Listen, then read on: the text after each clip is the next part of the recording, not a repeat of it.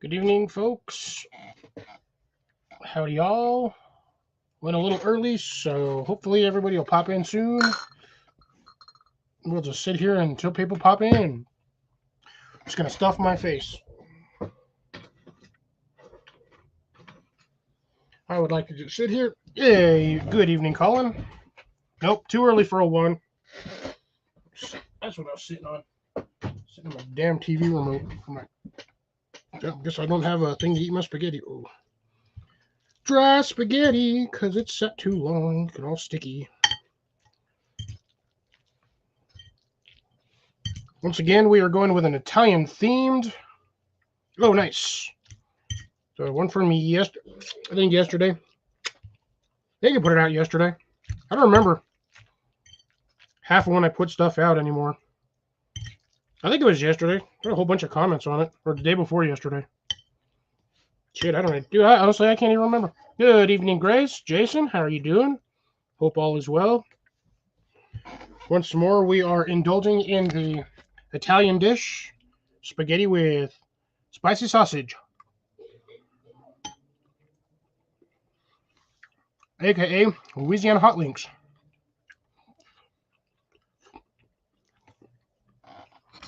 I was going to do a mix of Louisiana hot links and kielbasa sausage, but apparently I ate both of my kielbasa sausages last week, and I forgot to pull out the other ones from the freezer.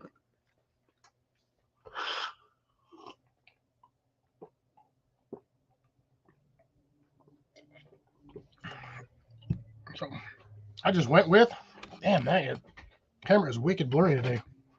Good evening, Molly. Hope all is well on the Texas front, and the Iowa front, and the Louisiana front. Sorry, Indiana front. Louisiana, Indiana. Same difference. They all sound the same.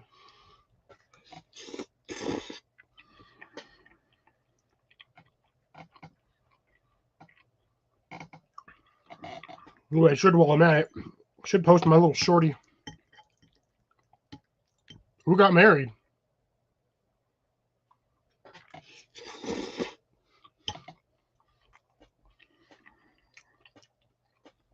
Ah, gotcha.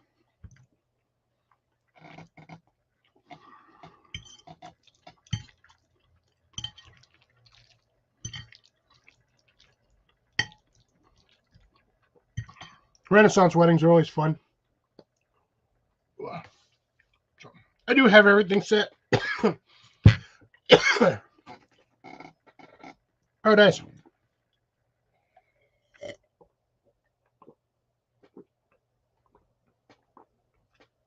Oh, I'm eating too fast. Now you'd have to ask him. Unfortunately. And Jason, I still have not had time to shop for that particular beverage. I would actually have to go and get that from a liquor store because my local grocery store carries the vanilla, the plain, and then they have the blue something or other. So they only have 3 flavors of the E&J. They don't have the spiced. Well, you may have been the one that recorded it, but you still have to have their permission to post it.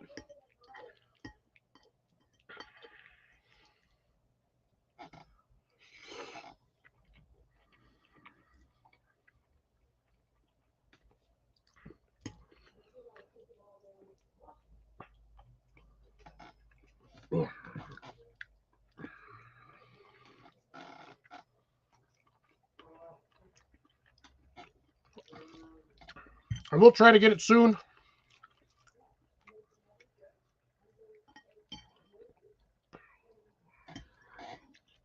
Man, I am making a mess.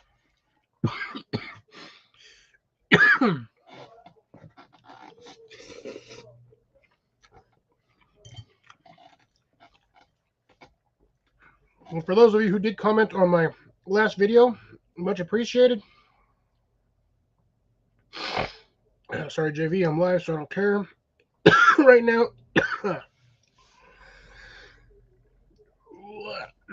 Bill's got an update on his. We have been busy and kind of stressed, so I apologize for any comments that I have not responded to recently. I will get to them.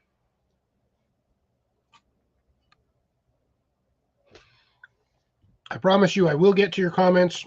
I'll probably do it throughout the live, maybe here and there, or I might just physically answer the comments on the live and maybe in respond to them as well normally.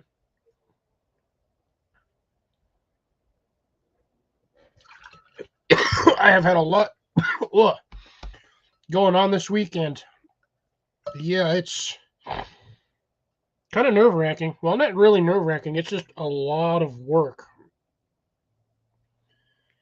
And my dad's doing what he can during the daytime, but he can only do so much before he gets tired. And like most of us here, we do have daytime jobs and only have a short window of time to do stuff before we either have to be online, be on a live, be in a live, be at a live. So time constraints are a pain in the ass.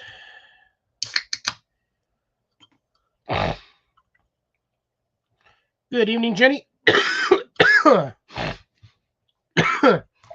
Hashtag long green stick things.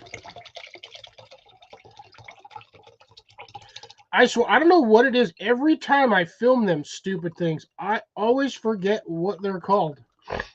Every time. So yeah, the run-on joke here is just going to be hashtag long green sticks. So hashtag long green sticks. Because my brain can't process that they're celery. See, I remember when I'm here, but when I'm filming, I'm like, what is this thing? Long green sticks? Haha, my limelight. I got another one for you.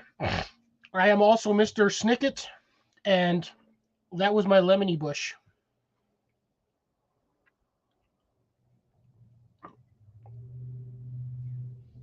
Oh, I don't have any rhubarb planted over here.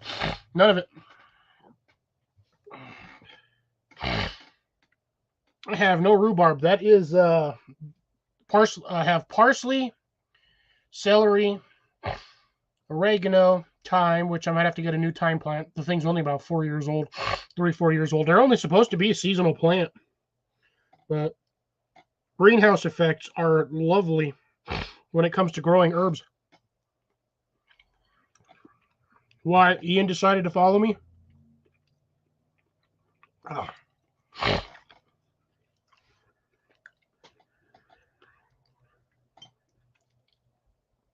Or are you making a page for Mac? And Mac is going to be... Well, is he a gardener or is he a full Rennie?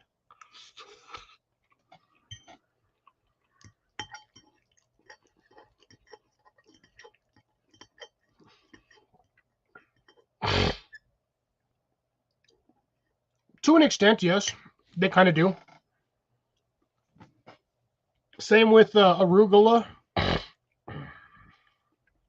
Okay.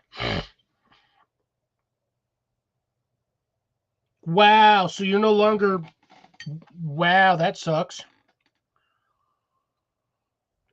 Yeah, mine technically went from A to B, but I've always considered, since I've been doing this, I've found out I just say my zone is 7A/7B or 7A/B. So, yeah, you know what? I was going to break out the comment section here, so...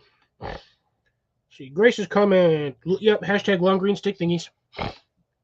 And I'll reply to that one and go through and give everybody a live organ. Well, not quite an alive organ, but the the thing that keeps you alive. Plumps your blood. Pumps your blood. Pumps your blood. And just on a random tangent, every letter in the alphabet starts with the letter of the alphabet except for W, which starts with a freaking D.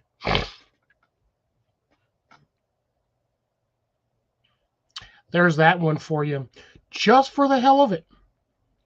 The letter W starts with a D.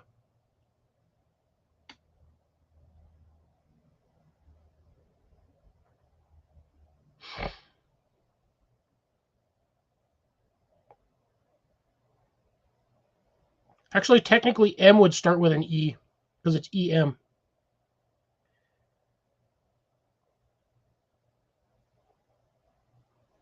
No, that's pump your jam. Pump your jam. Pump it up. Are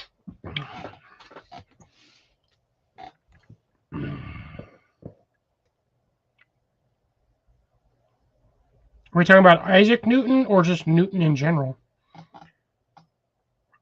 And N. Yeah, I guess N would technically start with an E as well. At least it sounds that way. Ooh, and on a good note, here's the funny thing. So since I posted that video, 2 days ago? Yesterday, 2 days ago? I don't know when the hell did I posted it. I don't even remember anymore. I've gotten like 6 more corn popped up. I think I planted 4 rows of it, spaced out about every 3 or 4 2x4 squares, because that's what the grid pattern is on the cattle panel. It's a 2x4 grid. And then I planted them I think either every one or every other one going across, but I planted 3 or 4 rows up. But I planted those when I did the rows up. I think I planted them every third one. So it goes 1, then it goes 3. So it's planted on the 4th one. Yeah, I think I went every 3 or 4 rows. I don't remember. I'd have to go outside and look at it again. But, hi, Deb. Good to see you. No worries. Do what you got to do. Appreciate the watch times and the shares and the love and the hugs and the kisses. Well, except for the kisses. I'm not a kisser. Not much of a hugger either. But appreciate everybody here being here. Don't forget to hit that thumbs up. I forgot to get my YouTube chat out. I just realized I'm missing on a chat. 420 garden update at the Shire because Bill is a pickle. Pickle Bill. JV is live and unfortunately can't watch because I got to fund my stuff because YouTube doesn't like me. I almost deleted my search history. Currently on the live, yellow shirt man, yellow shirt man. Hit that thumbs up. I know there's more of you in here. Hit that thumbs up, people. There's 7 of you watching. Push the thumbs up button. Button, thumbs up button. Button, thumbs up button. Ooh, nice. Wow, my garden update actually did pretty good. 42 views in 1 day, which is weird because I wasn't expecting that to be up there on my thingy. My weekly Jiffy Tray update for, I think that was week 3. Did jack squat. 7-day planner update, 419. So, not too bad. Yeah, that's definitely my pork, my gross couch. Good evening, Cecilia. I've only been on for about 15 minutes. Push the buttons, buttons pushing, And I'm going to start on these comments.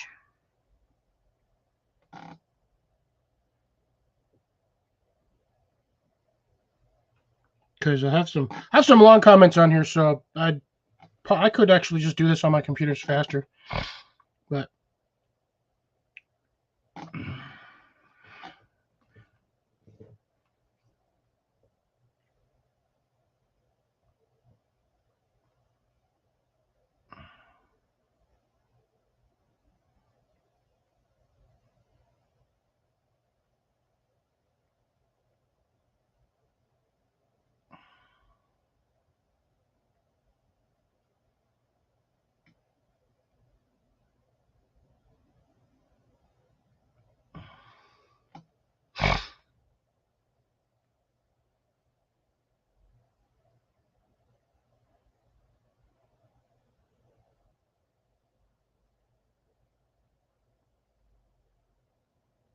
I'm still here. Don't worry, folks. I'm replying to a comment.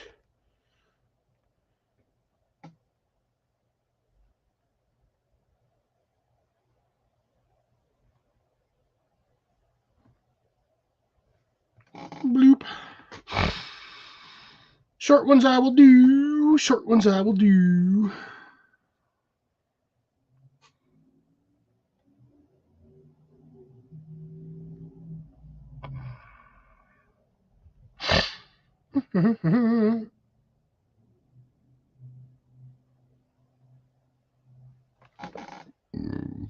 Yeah, I'm running. Well, I would say I'm running behind, but I started my live right on time.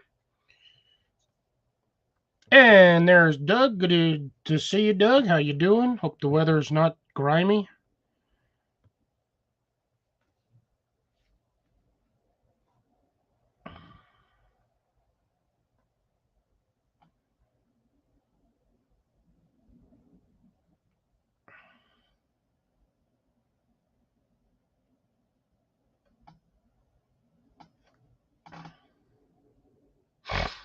Doodle doo doo doo doo doo demanders.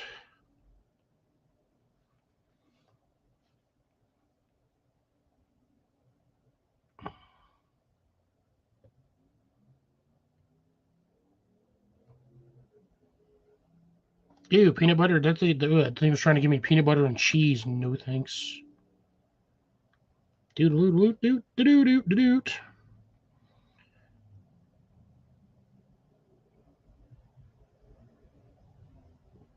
Got a thumbs up for Mr. Jason on my doohickey. I got some long comments on here. Got a couple of decent ones.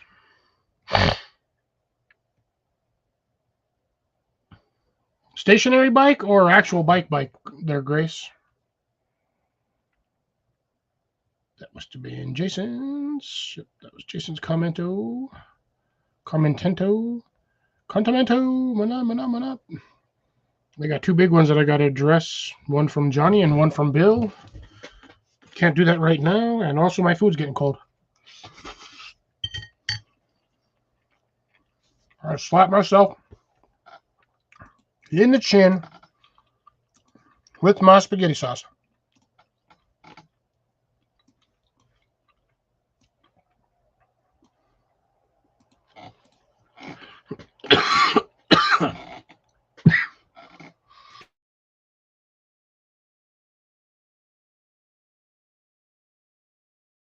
Okay, gotcha. Stationary bike it is. Better than nothing. It's better than being 5 miles away from your house and your legs get on your knees give out, and then you're stuck.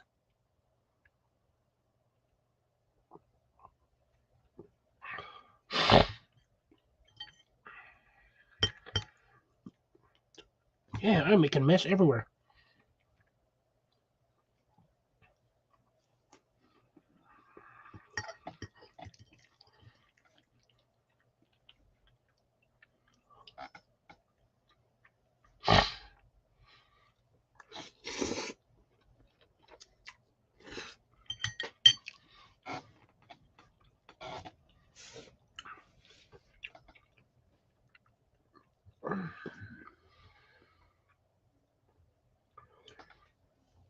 Jesus.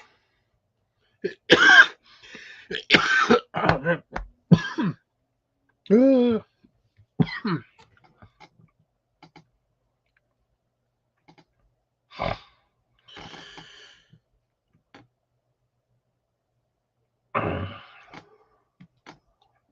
Oh, posted it yesterday apparently.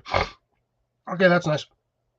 Well, I almost got super happy. I thought I was almost at 600 subs, and then I noticed it said views. I was like, oh snap! What up, Blake? Yeah, I'm at 555 Scubscribers.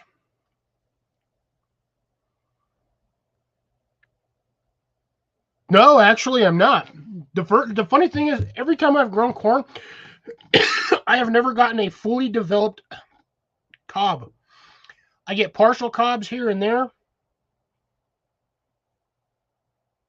What? Wait, what? What did I do, Doug? I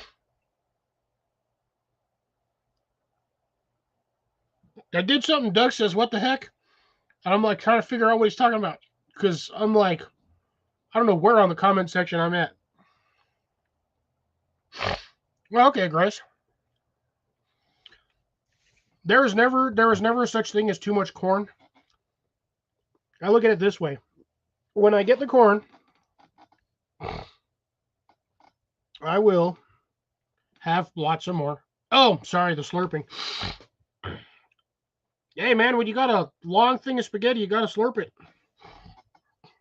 You can call me Captain Slurpenstein. It's really weird that there we go. I have none of my comments are popping up normally. Everything is being weird right now. Back to studio. Things being weird.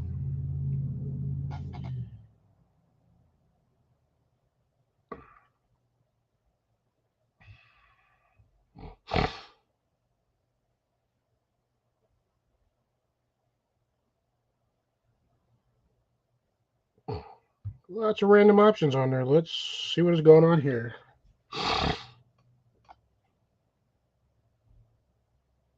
Oh, there's my comments. Woohoo! There's my comment sector that I'm looking at. Hey, slurping, man. Gotta slurp every once in a while. Especially when you're slurping a Slurpee. There's a reason why it's called a Slurpee. Because you slurp it.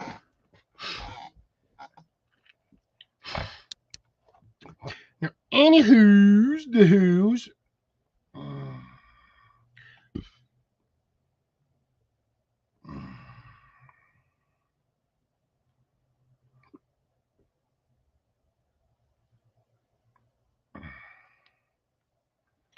I cannot spell today. Well, I can spell today. It's T-O-D-A-Y, but my brain is off in its own little pancake.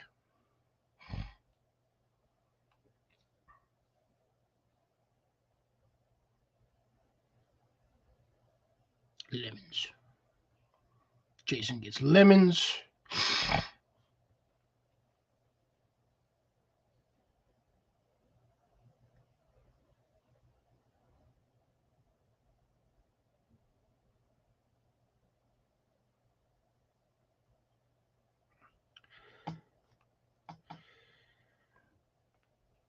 I've had like 2-3 sips out of that thing, and it's already starting to feel it.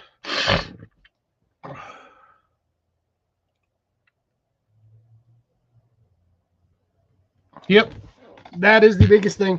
Well, I've grown fairly large patches of corn before. The first time I grew corn, I only grew it in a row. Now, mind you, I had like 10 or 12 stalks straight in a row. Those things were only about 5 or 6 inches apart. And I got a decent yield off of it. I had 2 or 3 fairly developed corn stalks. So I had, I'd say, 3/4 full. Now, we did actually eat them, which wasn't too bad. Yeah, throat's killing me today. I know I'm not sick.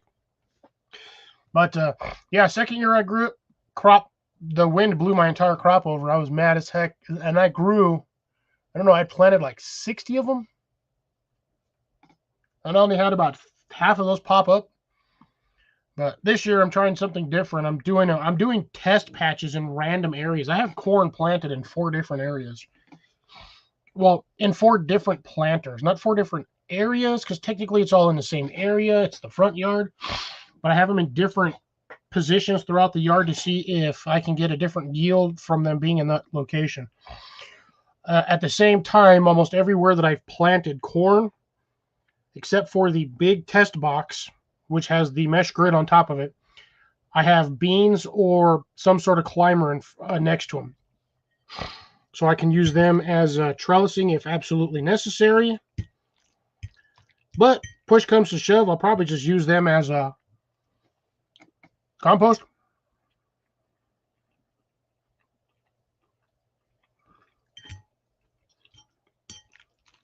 But yeah, I've got stuff going everywhere. I still have a bunch of stuff I need to plant.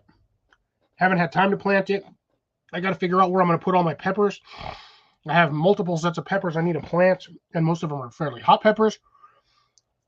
And I can't plant them too close to each other because I don't want them to cross-pollinate and create some weird hybrid pepper that's not going to give me the heat that I want. So I have to keep them apart roughly 6 to 10 feet in between each set of peppers. So I'm having a hard time finding where I want to plant peppers because all of my stuff is up front right now. I have one planter in the back, which I need to move because that was where I had peppers in last year. So I need to move that planter into an area that is going to be viable for me to grow. Trying to find that dang hair. Where it'll get a decent amount of sunlight.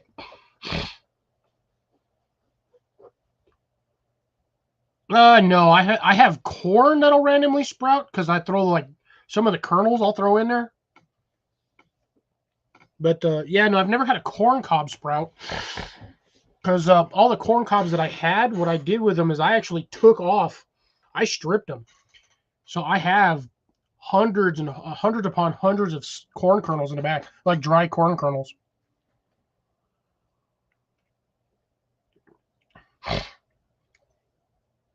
Actually, no, I think you're right. I think I did. I had a short one that I had back there that did sprout. You're right, Grace. I did have one last year that only had like one sprout on it. But I don't even know how it sprouted considering the corn was moldy and it was all black and nasty. So the fact that thing sprouted and did something shocked me. But yeah, you are correct. I did actually have a little short corn cob that actually did that. Now that you mention that. That does sound familiar. I think I might even have a weird video on that. But I don't know. I've got so much stuff to do. Which pepper plant did you grow, Blake? Grace. I'm sorry, folks. My brain is just not functioning right now.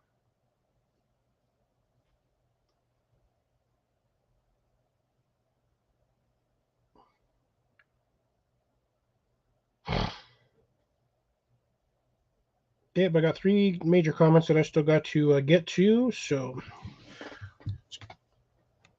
it'll be way easier for me to get to them on my computer instead of on my phone, so I'm not focusing on my phone while I'm on here in a live stream, potentially ignoring my awesome, amazing followers.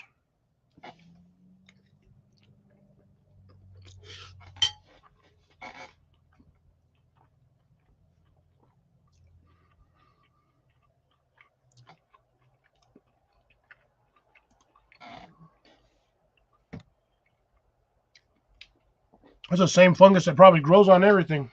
White powdery mildew.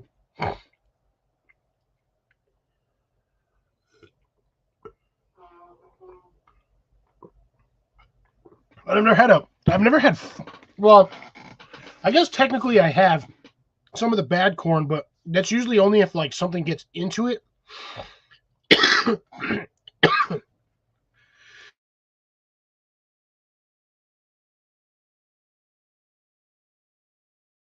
Dying today. Sorry, folks. Been having a day.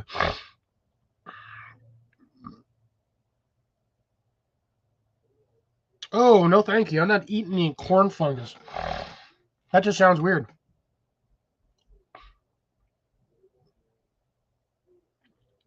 Ooh. You got video. I hope you got video on that one, Jason, because I would definitely like to see it. I'm about to lick my plate, folks, so beware. Oh, good. Nobody can see it because I have my camera up fairly high. Woohoo!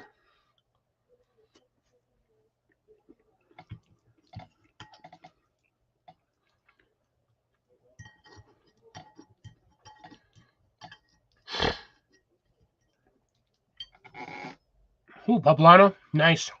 That's fairly mild pepper. Weren't going with anything super hot this year, Blake? No Reapers, no habaneros, no ghost peppers.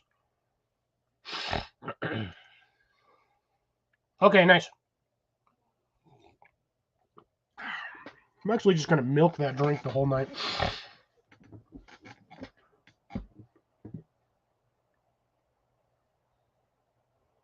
Ah. Colin was here. Colin wasn't here. I think he wandered off. He was drinking a Pepsi and eating beef jerky, so. And he was the first one to push the button. Yeah, push the button, folks. The button there that gives me the thingy that does this. Push it. Push it. Push it good.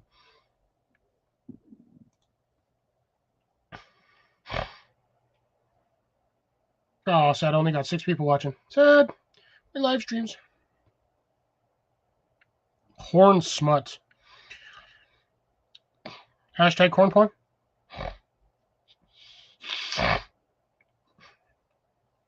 Yeah, by the way, Jason, my 2 hashtag corn porns, yeah, they are not doing well at all. Ever since I transplanted them, they are suffering severely. So I might have to try to grow them next season or throughout the winter season in something a little bigger. And I also lost a pot yesterday. I had to sacrifice a pot to the plant gods. My section of cannas had a node off to the side that actually put about an 8-inch split in the side of one of my planters. And I've been trying to figure out why that plant has been suffering. And I guess I'd probably been a couple of days, but I happened to notice it yesterday when I was watering. And it put a big old split. Rhizome pushed it off to the side and just split the plastic. Good evening, Pepper. How's it going?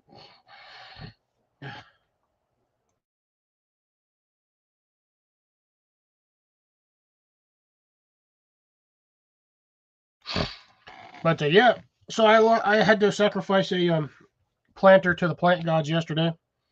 But I transplanted the whole cluster into one of my 16-inch whiskey barrel planters.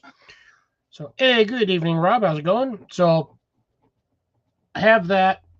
That's the main cluster, and then that side rhizome that popped a hole in my planter.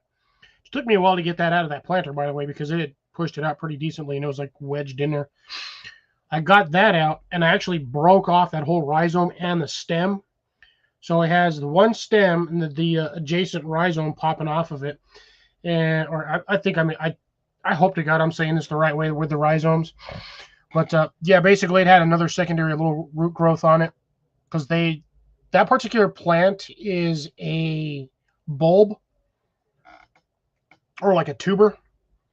So it grows kind of similarly to like ginger, sunchokes, stuff of that nature, daisies, dahlias, things like that you plant it once and they just kind of spread out slowly on their own.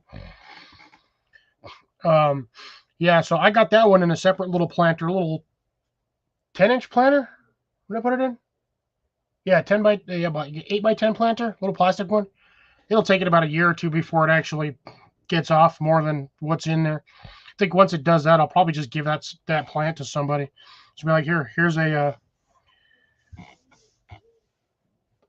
canna plant. Jesus, I forgot the name of it for a brief moment.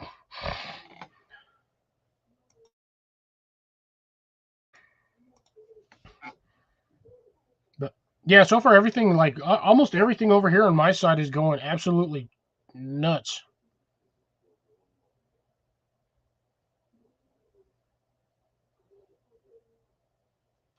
Jason, you just have them in the right spot, and they're probably really, really enjoying that soil.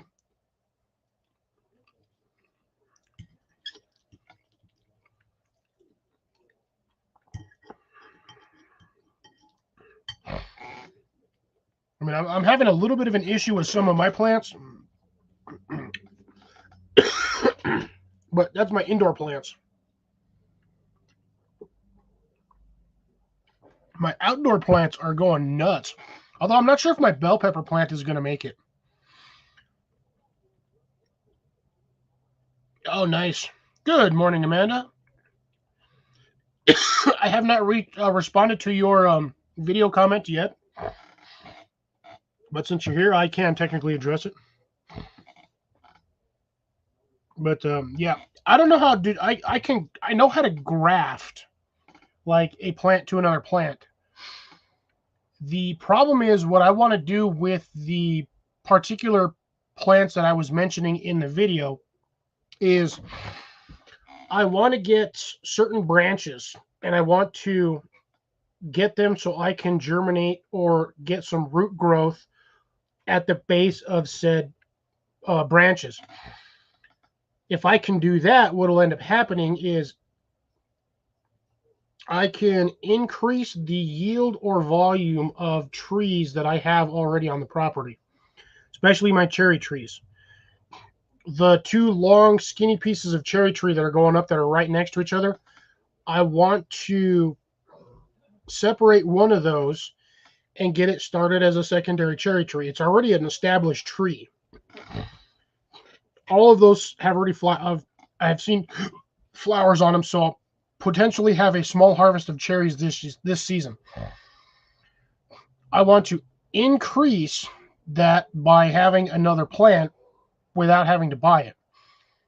Now, I sort of know how to do it. I just don't have the... What are Hensai peppers?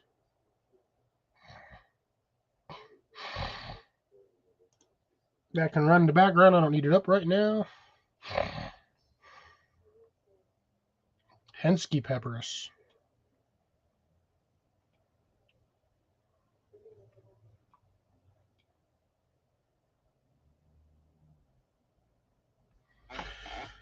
Yeah, I lost my train of thought when I saw random thing over here. But yeah, I want to propagate more of the trees that I have because they're starting to get more and more established. And the more established they are, the healthier they get, which means even the side branches are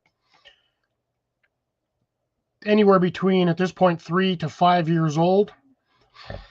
So I can hopefully get a somewhat mature tree, or mature-ish. I'd say more like juvenile tree. Not quite a seedling, but a somewhat juvenile to mature tree that will help me increase my food production.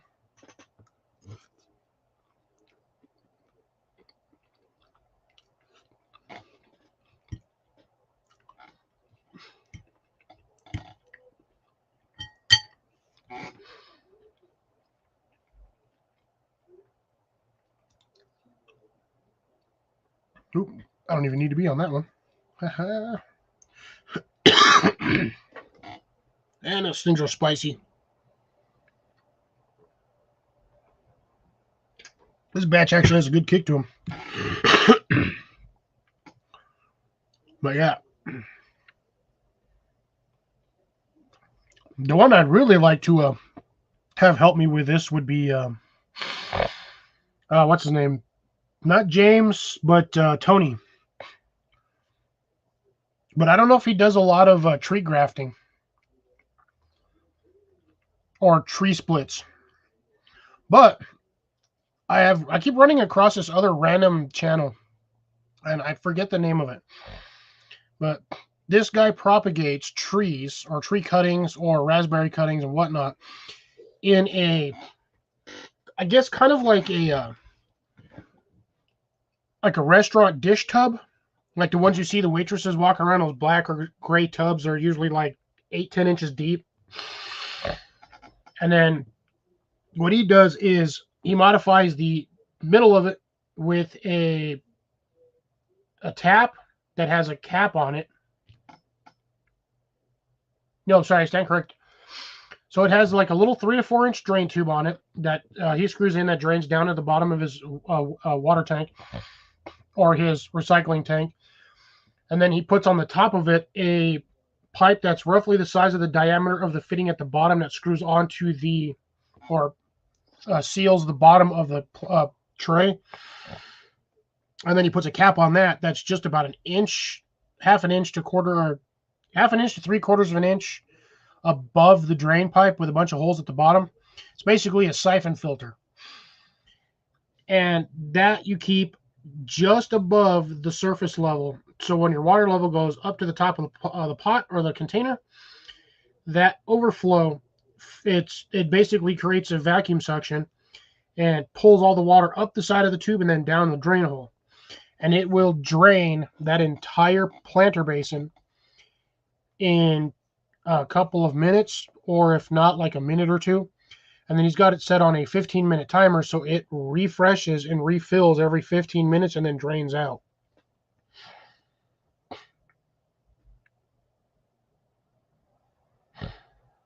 Yeah, I don't remember the channel name. I can look for it. But again, it's one of those random ones that I just come across it every now and then. Oh, here we go. Yeah, that's okay. Yep, that's the exact who I'm talking about there, Jason. Earth Dwellers Homestead. Yep, that is the exact same guy. Yeah, that's the one I'm talking about. He just did that. He had a second one that he added to his setup.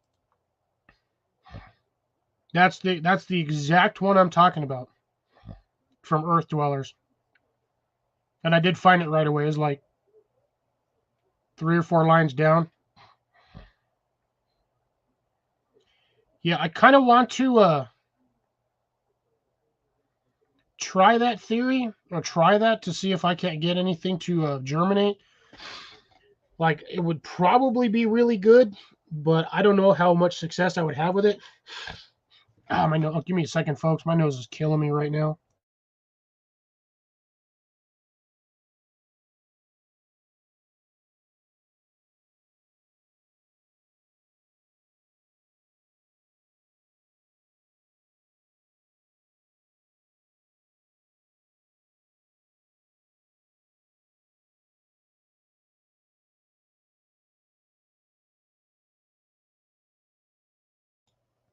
Yeah, he's using the 1/4 inch, the clay pellets or clay balls, which, after a while those things are going to degrade, and then you have to buy new ones.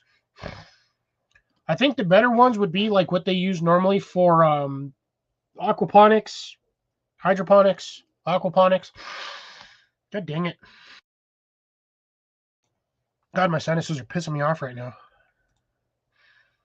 I don't have the right, not searching for that one. They're like red pellets. They're similar to like broken off chunks of volcanic rock, but they're like red. I guess, I don't know. But yeah, there's that method there. But those you usually do baskets. But yeah, I kind of want to try that method and see if I have any success with doing anything in it or with it. Because I really do want to get more trees. Like, we've lost 3 big trees on this property that have devastated our shade coverage. Yes, it does suck to grow certain plants under it because you have, a shade tree that's got a 40-foot wide canopy on top that's blocking out all the sun for certain plants, so you can only grow plants that like partial sun and shade in your yard, or at least in certain areas, which is, he's not here yet. I wish he was. I would love to explain to him how I managed to grow a certain item in my property with the sunlight that I have. Because he was actually shocked. We'll say Mr. Bill was very shocked to see that I'm growing lettuce very well in the desert. Which, yeah, for those of you who are curious, yes, I do grow lettuce over here, as you saw in the video. My lettuce was doing fantastic. I have 2 planters of it. One planter, I never once planted lettuce in that planter. Not once. All of that lettuce started in a planter that I now currently have right on the other side of this. Actually, sorry, I stand corrected. It's right on the other side of the wall, right about there. I started it in that planter 3 years ago. And it just takes one lettuce plant to bolt, and you have lettuce plants everywhere. I've pulled out lettuce from my pine tree, the border around the pine tree, the cracks in between all the bricks lining the patio right here. I find this stuff everywhere. There is no end to the amount of lettuce that I randomly find throughout the yard. I have found lettuce on the back half of the property, and I have never planted lettuce back there. Give me a second. My eye is tweaking on me. It's driving me nuts.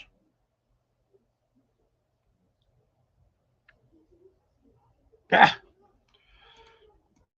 I keep hitting the wrong buttons. Apparently I had an eyelash in my eye. That's what's poking me.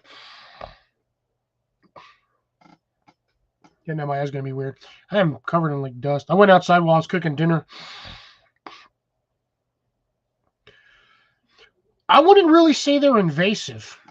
I would just say they're self-propagating, and considering most people will eat lettuce, I mean, some people just eat it, just wash it off, stick it on a burger, eat it on a burger. I prefer my lettuce with a buttload of ranch. I will also eat it on a burger, but I have to be in the mood for it because personally I think veggies on a burger is gross.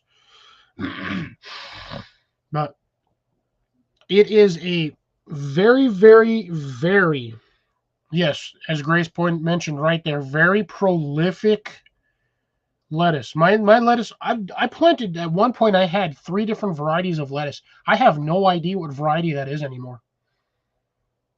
Not at all. I have no clue. Up there in that empty black space, I have a paper bag that has seeds in it. One of the seeds was lettuce that I had saved. I don't even know why I bothered. Unless I'm moving, I don't need to save lettuce seeds. Stuff just self-regenerates everywhere. Same with my carrots. You literally, for certain species, for certain plants, when they bolt or they produce seeds, you only need one plant to do it. And you never run out of seeds. You never do. Because every season, you're going to get 1 or 2 plants that will bolt and produce seeds. At that point, at that stage, you have an endless supply. I don't know, Broody. Maybe, I don't know. You have an endless supply of seeds. If you don't believe me, you can ask Jason. Jason grew daikon radishes and regular radishes. He has hundreds of seeds now because of they bolted and started making seed pods. And radishes, their seed pods are similar in aspect to a bean, like green beans, peas, beans like that, like sweet peas, things like that. You get a little cocoon. It's about 1 to 2 inches long, depending on the flower, how long it's been out there, and how much nutrients it's getting. Also, the variety and or species of said plant. And each one of those has anywhere between 3 to 8 seeds.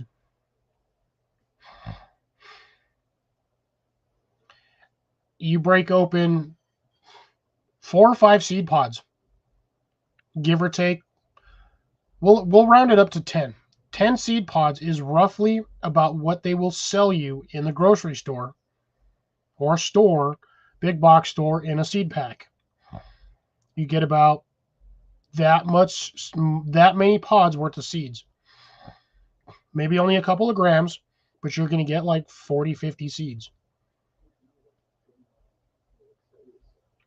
Honestly, I think what the seed companies need to do is go to the 50-cent seed packs, like what I have here from, I think it's American Seeds. If you have a Walmart, I'm pretty sure you've seen them.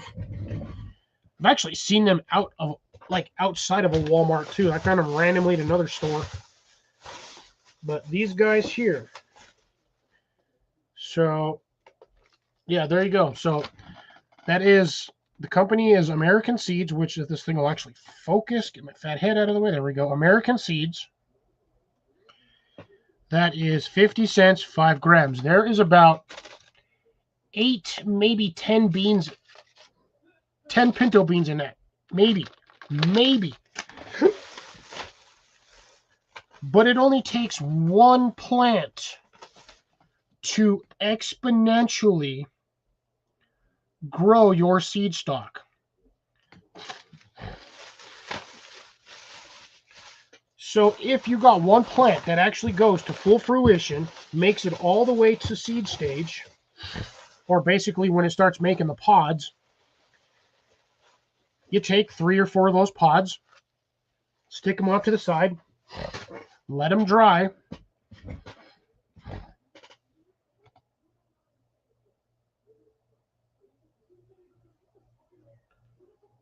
Well, 100 cream 40s for $40 on Amazon. Blake, you're going to have to hang a few bars on that one because I am very confused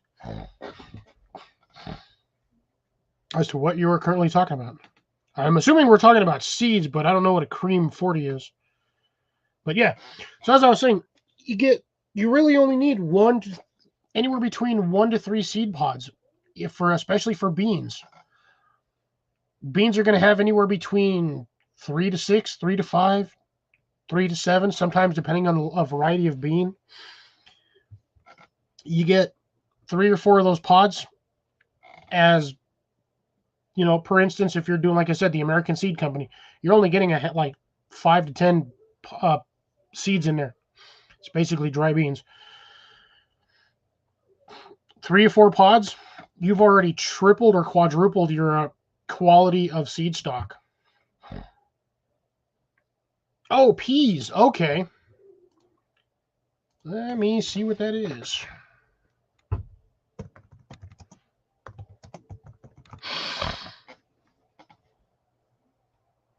You're talking about freaking cow peas? It's basically cream corn, green peas, cow peas.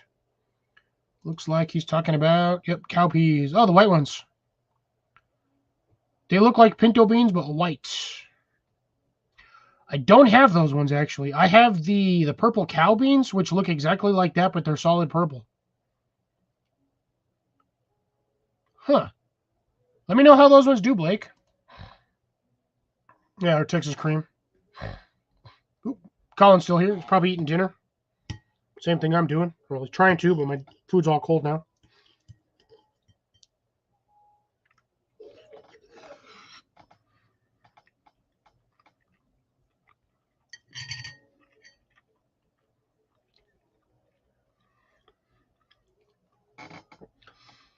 Yeah, those ones, Blake, those are probably similar in size to like the black turtle bush beans. It is a very small bean. Very small bean. Oh, nice.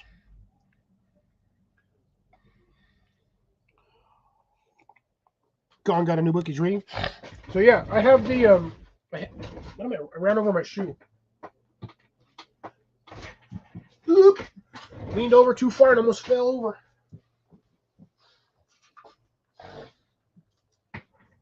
I don't think I needed to grab 5 of these, but that's just what my fingers picked up. So these are the black turtle bush beans.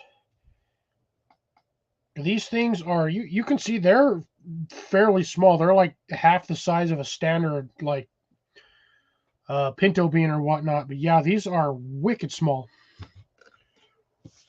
And all of them, they're like that on all of the plants. So that's probably I'm thinking that's probably the same size as the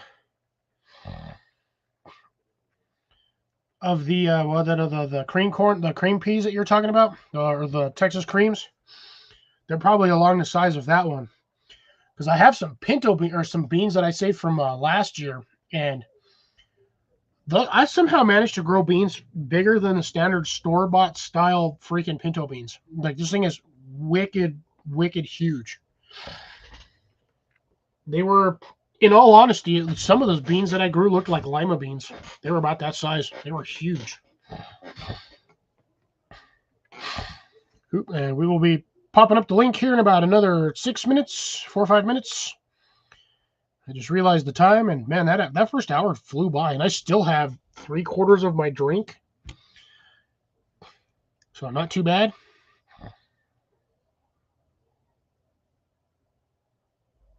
Yeah, I think I've got you, Blake. I think I have you a set of the black turtle bush beans. I think I'm sending you about 8 or 10 of them. Let me see if I can find your envelope. If I can get these out without losing all the stickers, which I still have to buy more stickers. Molly and Jason, Cecilia. Oop, hers is upside down. It's a good thing I didn't lose everything. There we go. There's Blake's. When I got an extra packet for whoever wants it. Let's see. Am I giving Blake? Yep. Nope. Those are. Oh, yep.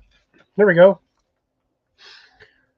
I did send them. I think you got about 10 or 12 in there. Let me double count. 8. You get 12. So hopefully 12 will net you thousands. But yeah, you're currently getting 12. Because I'm telling you, man, if you get half of these to fully mature, they will start crapping beans wicked fast. Each one, it's a little bush. Doesn't get more than about a foot and a half tall. But it spreads out. It's a fairly wide bush. But they do like to be next to each other. So if you have like 3 or 4 of them in one area, that's perfect because they will climb on each other technically. They'll use each other for support. Similarly to peas. Peas will use themselves as support as they grow taller and taller. You can put peas on trellises, but you have to have a specific kind of trellis because they have the thin, narrow, the little stringers, the little grippers. I don't know what the heck, the little tendrils. And they like to wrap around fairly thin material. So if you're going to make peas on a trellis, use chicken wire.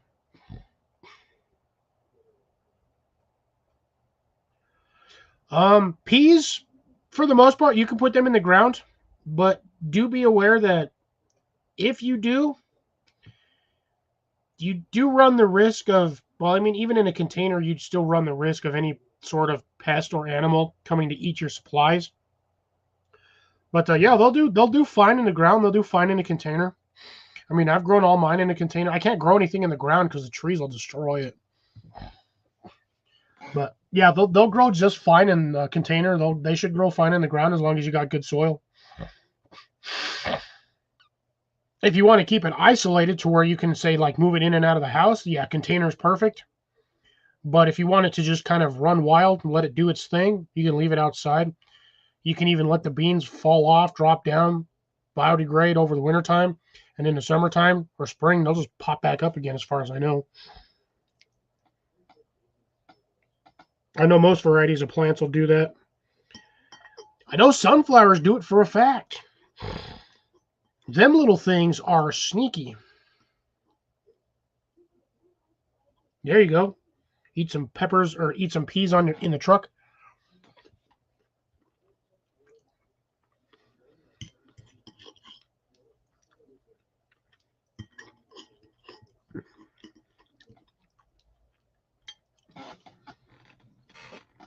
But yeah, I know sunflowers will do the same thing. Like every sunflower that I currently have growing in my yard was from last year's plants that the birds either ate, dropped the seeds into the dirt, or I might have somehow knocked off the plant when I was cutting them down. They sat there all winter long dormant. And the minute they started getting rain and warm, we started popping up. Got them everywhere. And I just realized I have 10 days to finish getting my first compost bin out, removed, and away. So I can do something else with that space.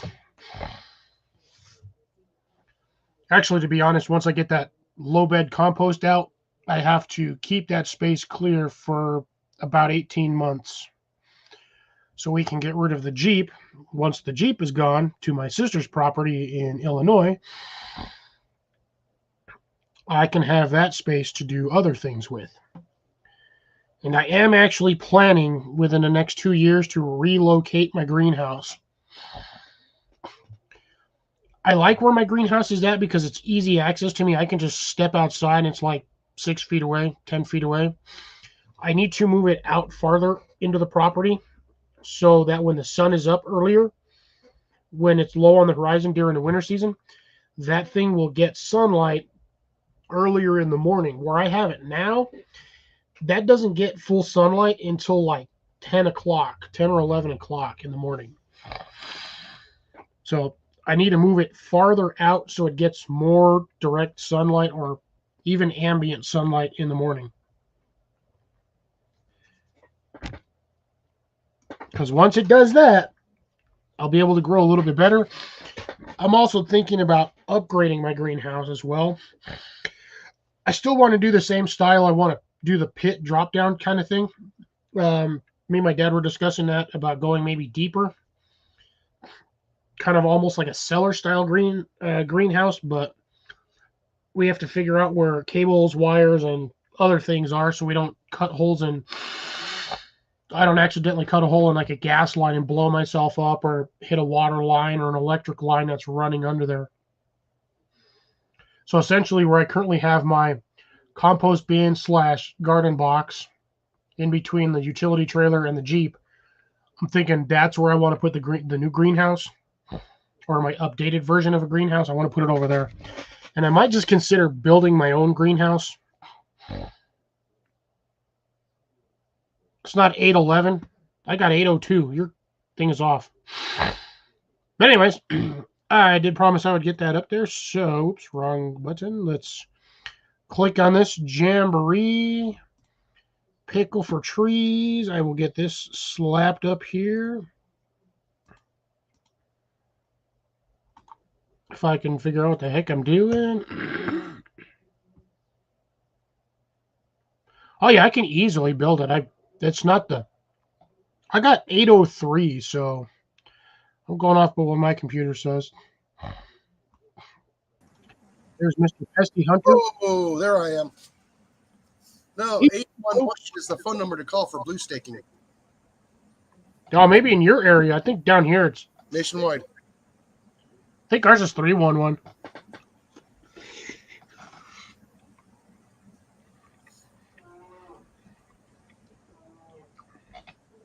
But yeah, I can just call P&M and have them do it. Yeah. Hello, Cecilia. How you doing? Yeah, we are currently going through thunderstorms. So we had rain today, but we've had a lot of wind the last 2 days. Ours was just clear and cold. But it was really interesting because there was a lot of Ren's Fair year and I was wearing a kilt. So. Hey, did you see Tyler? No, I didn't. I actually had a wedding to go to today. Oh, okay. He went to one of the Ren fairs over there. Yeah. Yep, I know he is. I forgot I had a wedding. And it was actually here in town, so I couldn't really miss it. I got invited back last year, and I just couldn't, say no. Hey, Cecilia.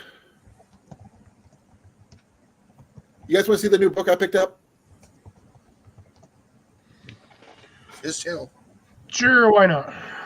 And then we're going back to gardening style. Book of Buckskinning. That book looks old. 1983. The reason I know it's 1983 because I'm older than the book. The receipt for the book is in here. Wow. Signed and where it came from. And old book? Huh? It's an old book? It is. It's a first edition. Here's the receipt. Jason, you're a first edition, aren't you? For what? There's the date right there. What first edition? What are you talking about? I'm a first edition. Yeah. I would technically be a fourth edition, a third edition. I'm number 3 in the family. I'm not sure if you caught that yet. No, I'm first edition here in the U.S. And the firstborn. So first edition. Yep. They were talking about some gardening stuff in here, but I just got to remember where it was at. It was mostly about corn.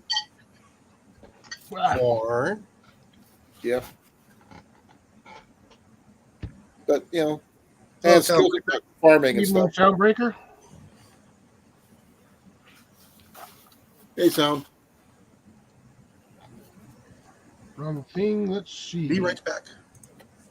I just want to verify to see whether or not.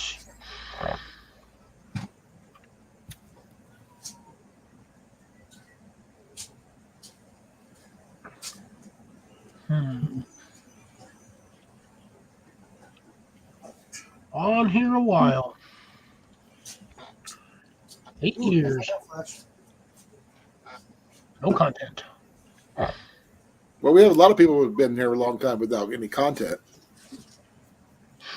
I was on here almost 10 years before I started making content. Yeah, so that's nothing I was new. longer than that. But Cecilia, 2012? 2011. Yeah, Jason got me. I started 2013. Before I had any content, way before I had any That's content. a good soda. Bubbly. Well, Cecilia, if you're tired, get some sleep. I'm not keeping you up here, dear. Cat butt. Mac heard your voice. Cat You butt. know that. Showing you the third eye. Mac Yeah, is over here. he's giving us a view of the chocolate starfish. Yep. True, Grace. True. Not everybody's a content creator. There you go. Smack us. Smack us, smack us, attack us, crack us. Or whack us. But Yep. yeah, there's the book. It looks like Jason Momoa on the front cover. It looked like Jason. No, Jason Momoa. No, this Jason. Dan Haggerty. That's a possibility. This one here looks like, Fess Parker.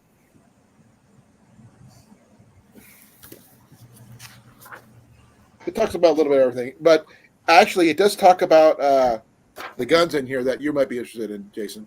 Yeah. Ooh. Wah. You guys hear that one? Put a PDF to load, but it died before I could. Well, I guess Cecilia might have had content, but her PDF died. That's unfortunate. Download it. Well, I would say download it to a hard drive, but if your PDF took a toast, you're probably not going to get nothing off of it. Probably a brick. Yeah, I'm like, It dusty. happens more often than not, unfortunately.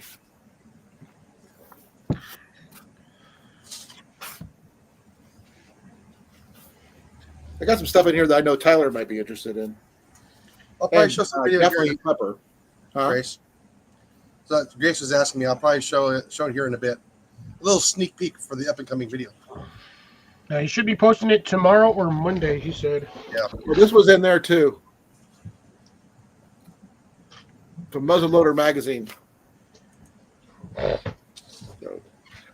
Now that would be interesting if I sent this in and it actually, got a subscription from 1983. Pretty sure that magazine is probably still around. It is, but they bought it from Tandy Leather back in 83 in Cedar Falls, Iowa. What? I doubt the phone number is still any good, but Good. Apparently I bought a two long packages. time ago. What did I do with my other package then? Uh-oh. So much confusion. Oh, you know what? I think I have it over there somewhere. Okay, never mind. Confusion solved. Oh, by the way, my watermelon radishes are already popping up. Are they? Yeah, I didn't plant a lot. I only planted maybe a dozen or so because I wanted to see if they're gonna do anything first. But now that it looks like they're popping up, I might just spread them out in another area and just let them have run of the container. Oh, PDA. Well, you said PDF on there, so I assume that's. You said PDF, so I still want to plant these guys in this ginormous package, which is funny. The fact that I almost paid $4 for peas. Same with the radishes. The other radishes. Like, that is such a waste of package. Oh, I know. It's roughly the same size as a index card, but there's like the seeds just barely go up to like in between where the seam is at and the bottom of these letters, all the way across. So you can put them in the little Rolodex thingy. But it's like it is such a waste. You know, there's probably about 200 seeds in here, but still, you could have probably done a third of that package and still gotten all that in there.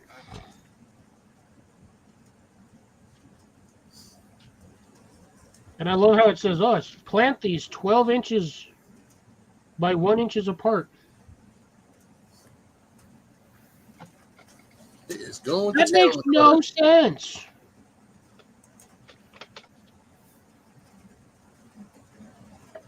Makes no sense. None whatsoever. Even looking at the back of this thing for the spacing diagram makes no sense.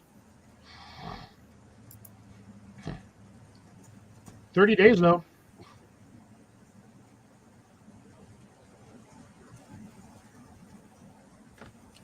Says plant sow 2 seeds per inch in a row. When they get 3 to 4 leaves, thin them down to 1 inch apart for a steady crop. Sow every 10 days.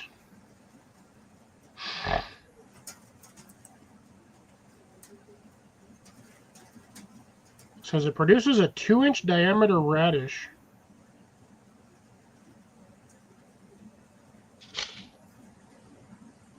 I just thought it was like a normal radish. That's what it looked like.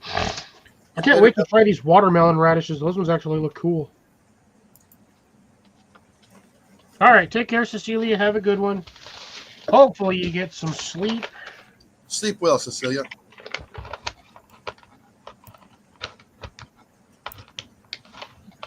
Suck the air out of that. Actually, a good amount of peas in there.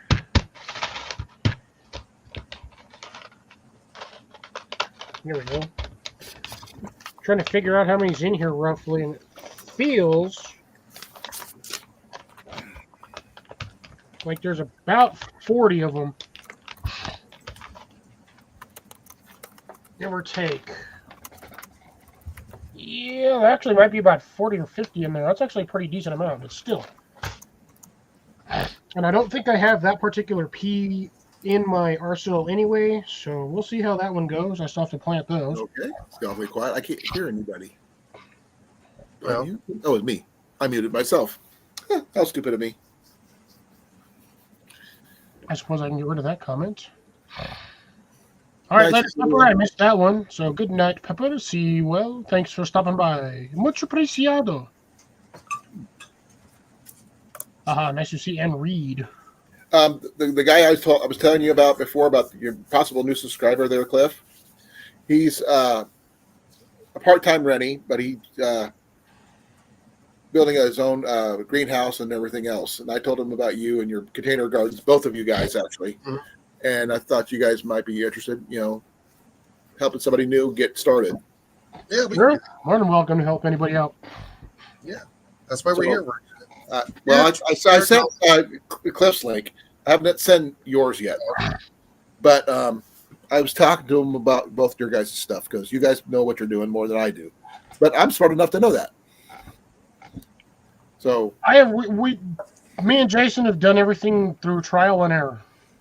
Well, also I told him that while they may know stuff that's based in their areas, because being both Texas and Arizona, about Mexico? Greenhouses more than I do.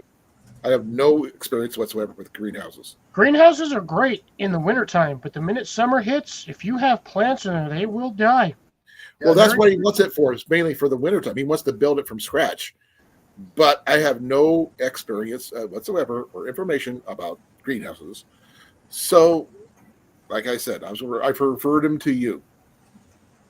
I told him that you were on tonight and all that stuff, so he may be here, he may not. No worries. I wonder if that was a new guy. I don't know. I don't know. Soundbreaker? Yeah. I don't know. I didn't even check to see who Soundbreaker was. Mac! Mom just came in, so he was meowing at her. Must not have fed him. Nope, he's fed. He just that she got up and he had to move. Ah, He was in her chair. He was warming it up for her. Probably. warming up with cat butt and cat farts. Ooh, there's a big flash. Well, if we see Jason all of a sudden disappear, we know what happened. Yeah. House got struck by lightning. Struck by lightning. You got it. That's what surge protectors are for, Jason. Oh, I know. Problem is, it doesn't help with a lightning strike. No, it does not. It really Or a doesn't. tornado. It helps with a tornado. It just may or may not suck all your crap out the window. Or your roof. Oh, dude, a tornado ain't even taking my roof. If a tornado took my roof, I'd be shocked. They'd have to take the whole house. You'd be Oh, amazed. I'd like to see it do that. This house probably weighs 30 or 40 tons. It's They not picked the up wind. buses before. Yeah, it's not that the wind is blowing. It It's is what what the wind is wind is blowing. blowing. Good old, I love Ron White. That's stupid. Straight and direct. I can be out in the wind. It's only 80-mile-an-hour wind. It's not that the wind is blowing. It's what the wind is blowing. Is that you ain't gonna survive if the wind hits you with a Volvo. So true. Well, they said there was those couple of people were showing videos of their house with all the wood being pushed right through it. Oh yeah. 4x4s right through the walls. Oh, I've Look seen at the video pictures with of that. like tornadoes getting pieces of straw and sticking it into telephone poles. That's what I was getting ready to say. Exactly. And it's no different than if you took a plastic straw, stuck your finger on the end of it, you can stab it into an orange, no problem. But if you're holding the straw like this, and you try to stick it in an orange, the thing goes crumples. But the minute you stick your finger on the end of it, Hey, Bill. boop. Pop on up, Bill. Hey, Bill. Bill. Wait a minute. What's Bill's wife's name? Shannon, I believe. Yeah. Can Bill come out and play? I've been waiting for it all day, dude, since I got his notification. Sharon. Sorry, Sharon. Sharon, can Bill come out and play?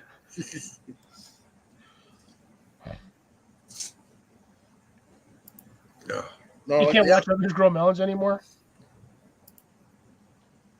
Let's see. Woohoo. Well, I figure I might want to share this before possibility of losing power.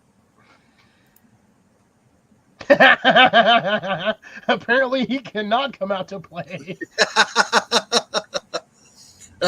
Yeah, he needs to get a little studio built. That'll happen with time. Yeah. Just go buy a tough shed and stick it on the side of the house and just run some line out there. He's straight out the evil eye. But anyways, Bill, since you're here, I can definitely answer your question from earlier. The reason why I'm able to grow lettuce in the desert, 1, a shipload of water.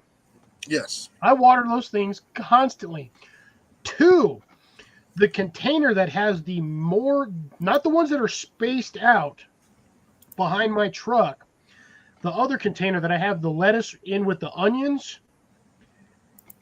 The only reason why those are doing as well as they are doing is for the simple fact that the sun is not 100% straight above me. And I still have that one tree right there providing 85% of the shade throughout the day. That is why those ones look like carpet. All right, Deb. So, yeah, a lot of water and a lot of shade. The ones that I have spaced out in the container, those ones are actually starting to get full sun now, so they only get like a couple of hours of shade during the day. And then when I park my truck in front of them, that kind of blocks the shade when it's about 5, 6 o'clock. So they get the evening shade. But for the most part, my lettuce, I use a lot of water. And again, I have that one tree in that area just above them, providing just enough shade that they're not frying in the sun. Oh. Yeah. quick little preview from Mr. Johnson. Yep. Let me get over here and play this one here. I still have not grown long green stick thingies. Yeah. See. Yeah. Celery sticks. So those are the seeds I planted last year and put out. Nice. Those are doing pretty good. So yeah. long green stick thingies. Yeah. This is the asparagus. That's the parent plant right here. It's apparent. Yep. Is apparent that it's apparent. But watch all these little seed pods I have all over. Little white things. No, those are the flowers. Those are the seed pods. Ooh, look at them seed pods. I'll probably be giving some of these away. That's a seed information. Scooter.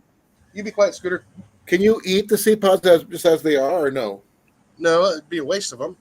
No, I mean if you were. I wouldn't eat them because those seeds in there are hard. I wasn't sure if you could cook them. Scooter. Scooter, quiet. What's up? Yeah, so moving right along. Moving right along. Yeah, so yeah, this tree didn't do so well during the freeze, but part of it is coming back. Yeah, just keep it going. Yeah. Sometimes those trees take a while to go. Yeah, the apple tree is starting to get going. Oh, you got is that the Honeycrisp? I believe this is the Anna.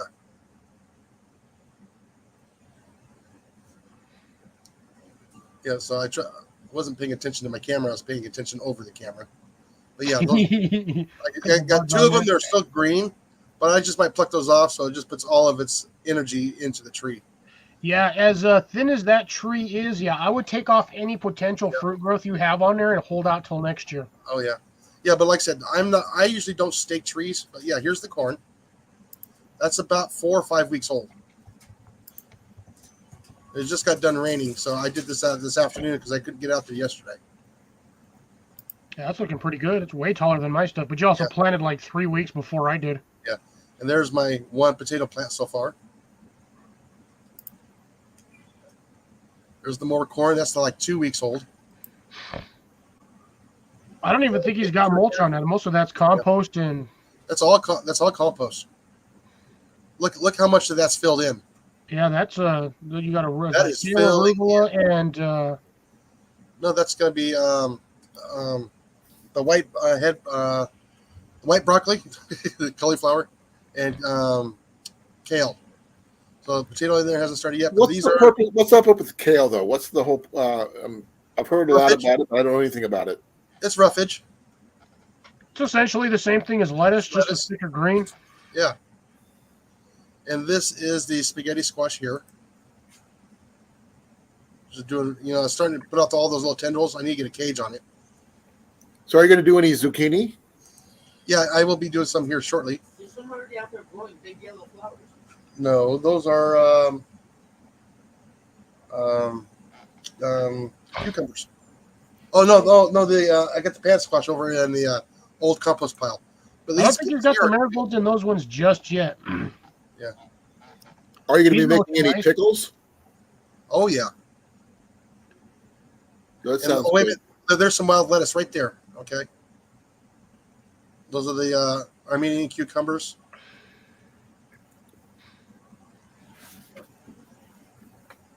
Yeah, he's got peas, onions, looks like gladiolas. Yeah.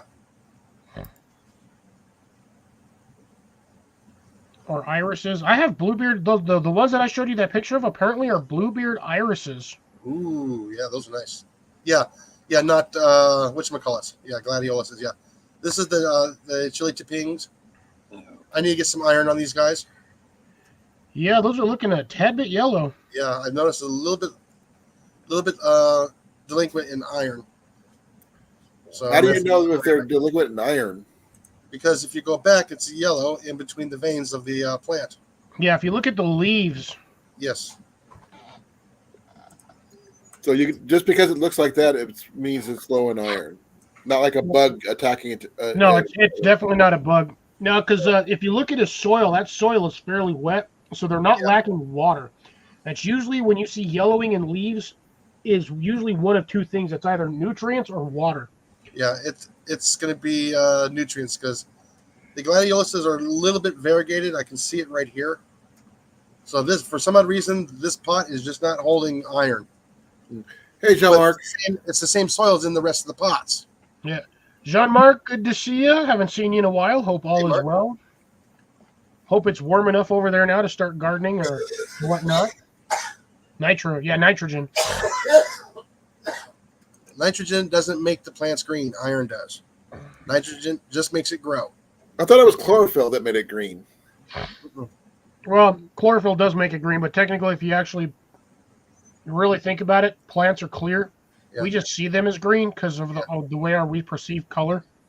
This is that blue bearded iris. This one over here is the black one. The purple one did not survive. Oh, that sucks because that was like $8. No, the black iris is worth more.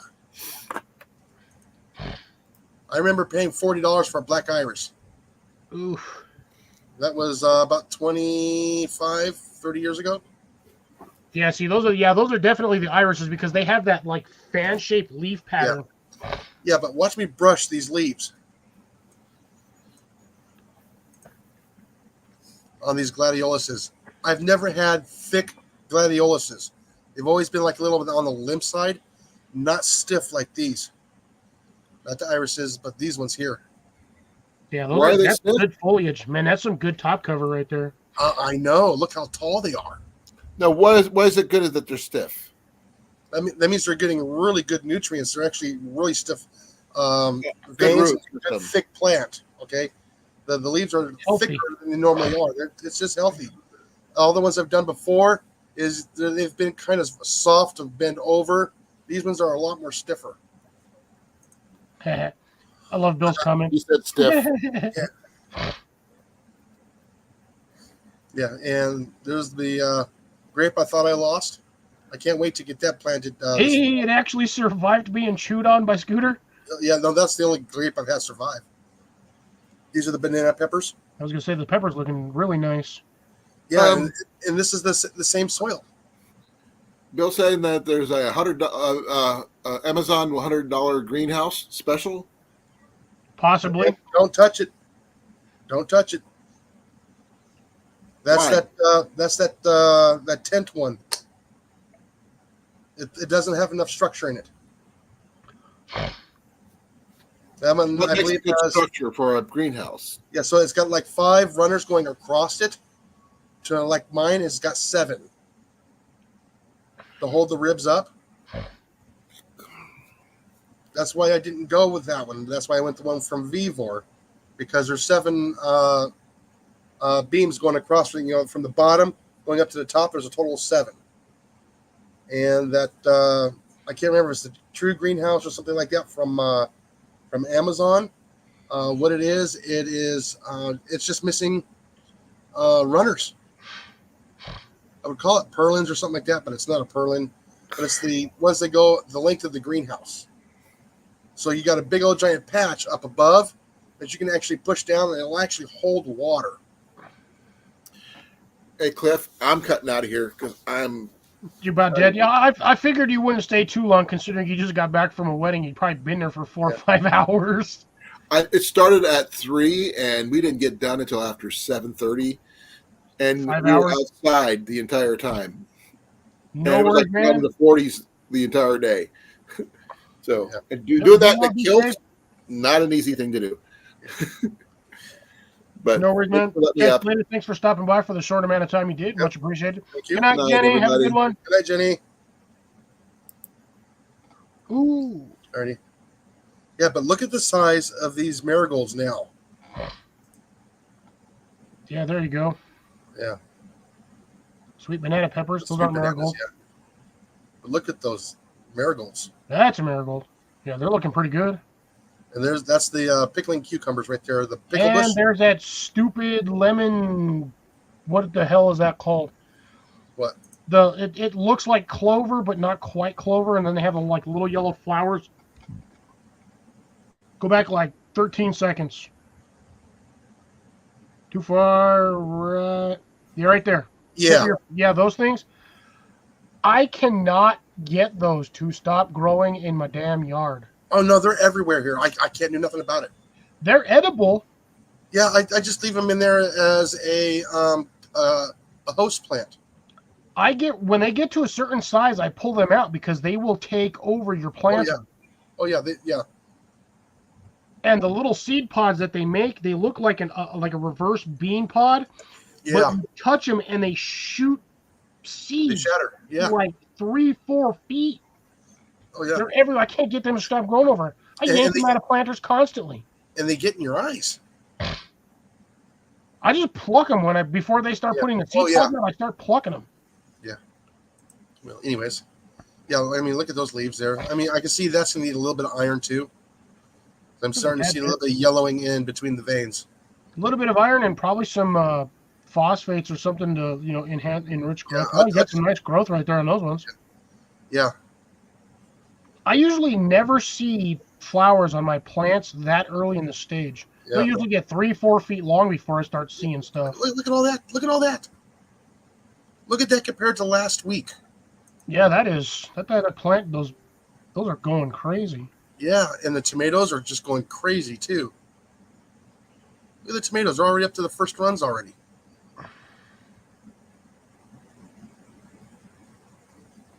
Need those plant clips. Where are you? I don't see a single one of your plant clips out there. Didn't you get like 40 of them? They're out there on the pegboard. They ain't doing any good on the pegboard, Jason. Well, and because I didn't need them until now. Yeah, that one needs a little bit more iron, and I think I got those little leaf stabber bugs on there too. The big ones that look like a big thing. Oh yeah. And back to the. Let's see. Looks like the strawberries are doing pretty good. Oh yeah, look at all of my asparagus taking off. Man. Apparently, I'm good at growing asparagus.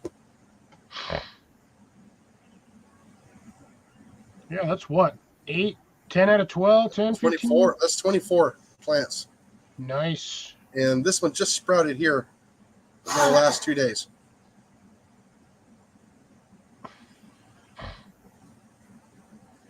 Looks like a little mini one. A little mini forest, yeah.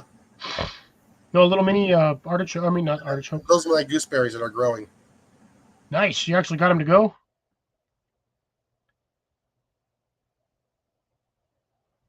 Oh, Jason froze. So he may or may not disappear here shortly, folks. He is currently experiencing thunderstorms. So if we suddenly see him disappear, it's because his house got hit by lightning. I'm just kidding. It really didn't. He probably just lost internet. But am I back yet? Yes, you're finally back. Okay. Yeah. We had a power surge. Just long enough to a lot of stuff. So, all right. So let's back up here a little bit. So yeah. So there's the ground cherries or gooseberries. Yeah, and those I'm just gonna have to stick out somewhere. There's my sunflowers there. Need to get them out in the sun. Yeah, I know. But those were my extras. I got that same green planter. Yeah. That little pot. Those are good pots. Yeah. Yeah, and yeah. So I just feel these are going to be the dill, and I can't remember what those are. Yeah, wait till they're about 2-3 inches, then you'll remember what they are. Oh yeah. Yeah, I got my little peppers there growing, my jalapeno peppers. Those are my eggplants. Okay, all of my jalapenos kicked the bucket, which sucked because they were the first ones to pop up and they were doing real well, and then they died. And those are my red jalapenos too. The sweet ones? And the T-Peens are doing better in the greenhouse. Oh, that's funny. Because I think it's a little bit warmer in there. That looked like a sunflower in the back. That is a sunflower. But I had almost every pumpkin germinate. Yeah, I believe his is 10 by 20. Mine's a 10 by 20 by 7. Ears all itchy. It's like Quonset hut style. Hoop house style. Yeah. So, and we went through that one there, that one. Don't give away too much, Jason. You got to put them videos out. Yep. Oh, yeah. And then Gopher hole. this is the last one. Those are not gophers. Prairie dogs? No, Scooter? Oh, those are the armadillos killing them. armadillos. Yeah. They're armadillos. Alrighty. Well, you guys pretty much almost saw the whole thing, but Yeah. that's why I blurted out I didn't save some of the content what I was talking about. So Gotcha. Start getting back to the comments here, so we're not getting too far behind. Bill Yeah. says he doesn't trust the upper tiers. Yeah, you get to the higher ends of those greenhouses, and all that heat just sits up there without circulation. yeah, If you don't have circulation, and it will fry everything you Yeah. have. I do have a high velocity fan for the greenhouse does circulate it. They But I got always both. forget the vent. Yeah, I have both ends open and several of the windows open. And then Jean-Marc just potted 100 seedlings, starting cute squashes, melons tomorrow. Yeah, so you guys will know what I'll be doing my up and coming weekend. I'll be getting those plants out. Jean-Marc, think I do the same thing with my when I buy bags of soil. For some reason I like to sift out all the big stuff, because all of that big stuff takes way too long to break down. Even with the smaller stuff, you're looking at a minimum of like almost 2 years before that stuff is fully broken down, unless you have constant plant growth in there, or you have some sort of bacterium that likes to break it down, like mushroom funguses. Yeah, as you can see, I haven't fully reloaded yet. Yeah, I noticed that your picture didn't pop up. Yeah.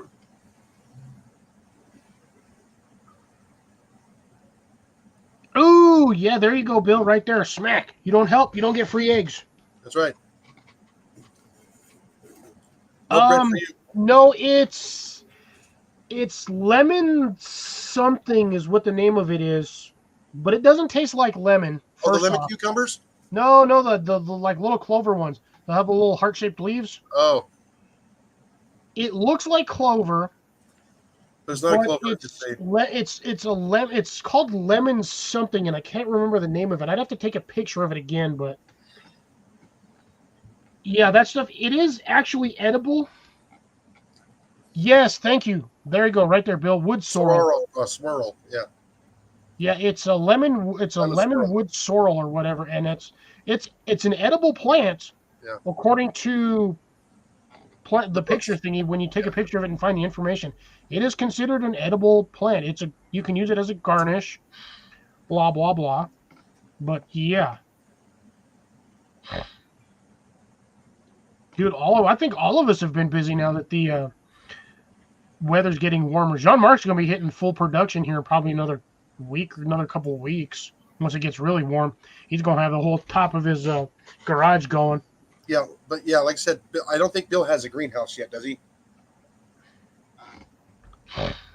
Yeah, Bill doesn't have. Bill's still working on getting his greenhouse set up, I think. Or Does he trying to did he figure get out what he one, or wants. Is he going to get one? I think he was going to get one, but he wasn't 100% sure where he was going to set it.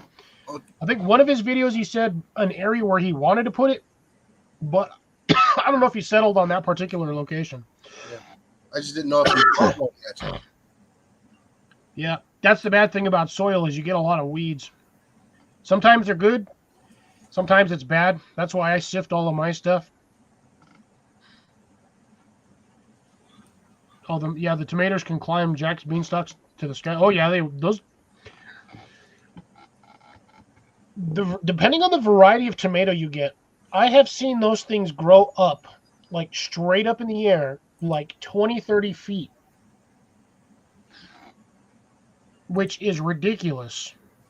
Then again, I've also seen beans climb to like the heavens, because if you want to talk about a plant that climbs,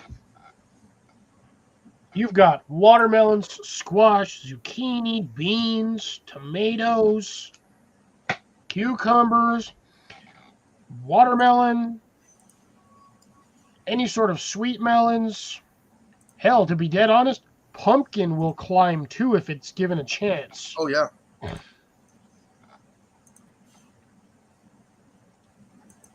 Did you cold stratify the strawberries?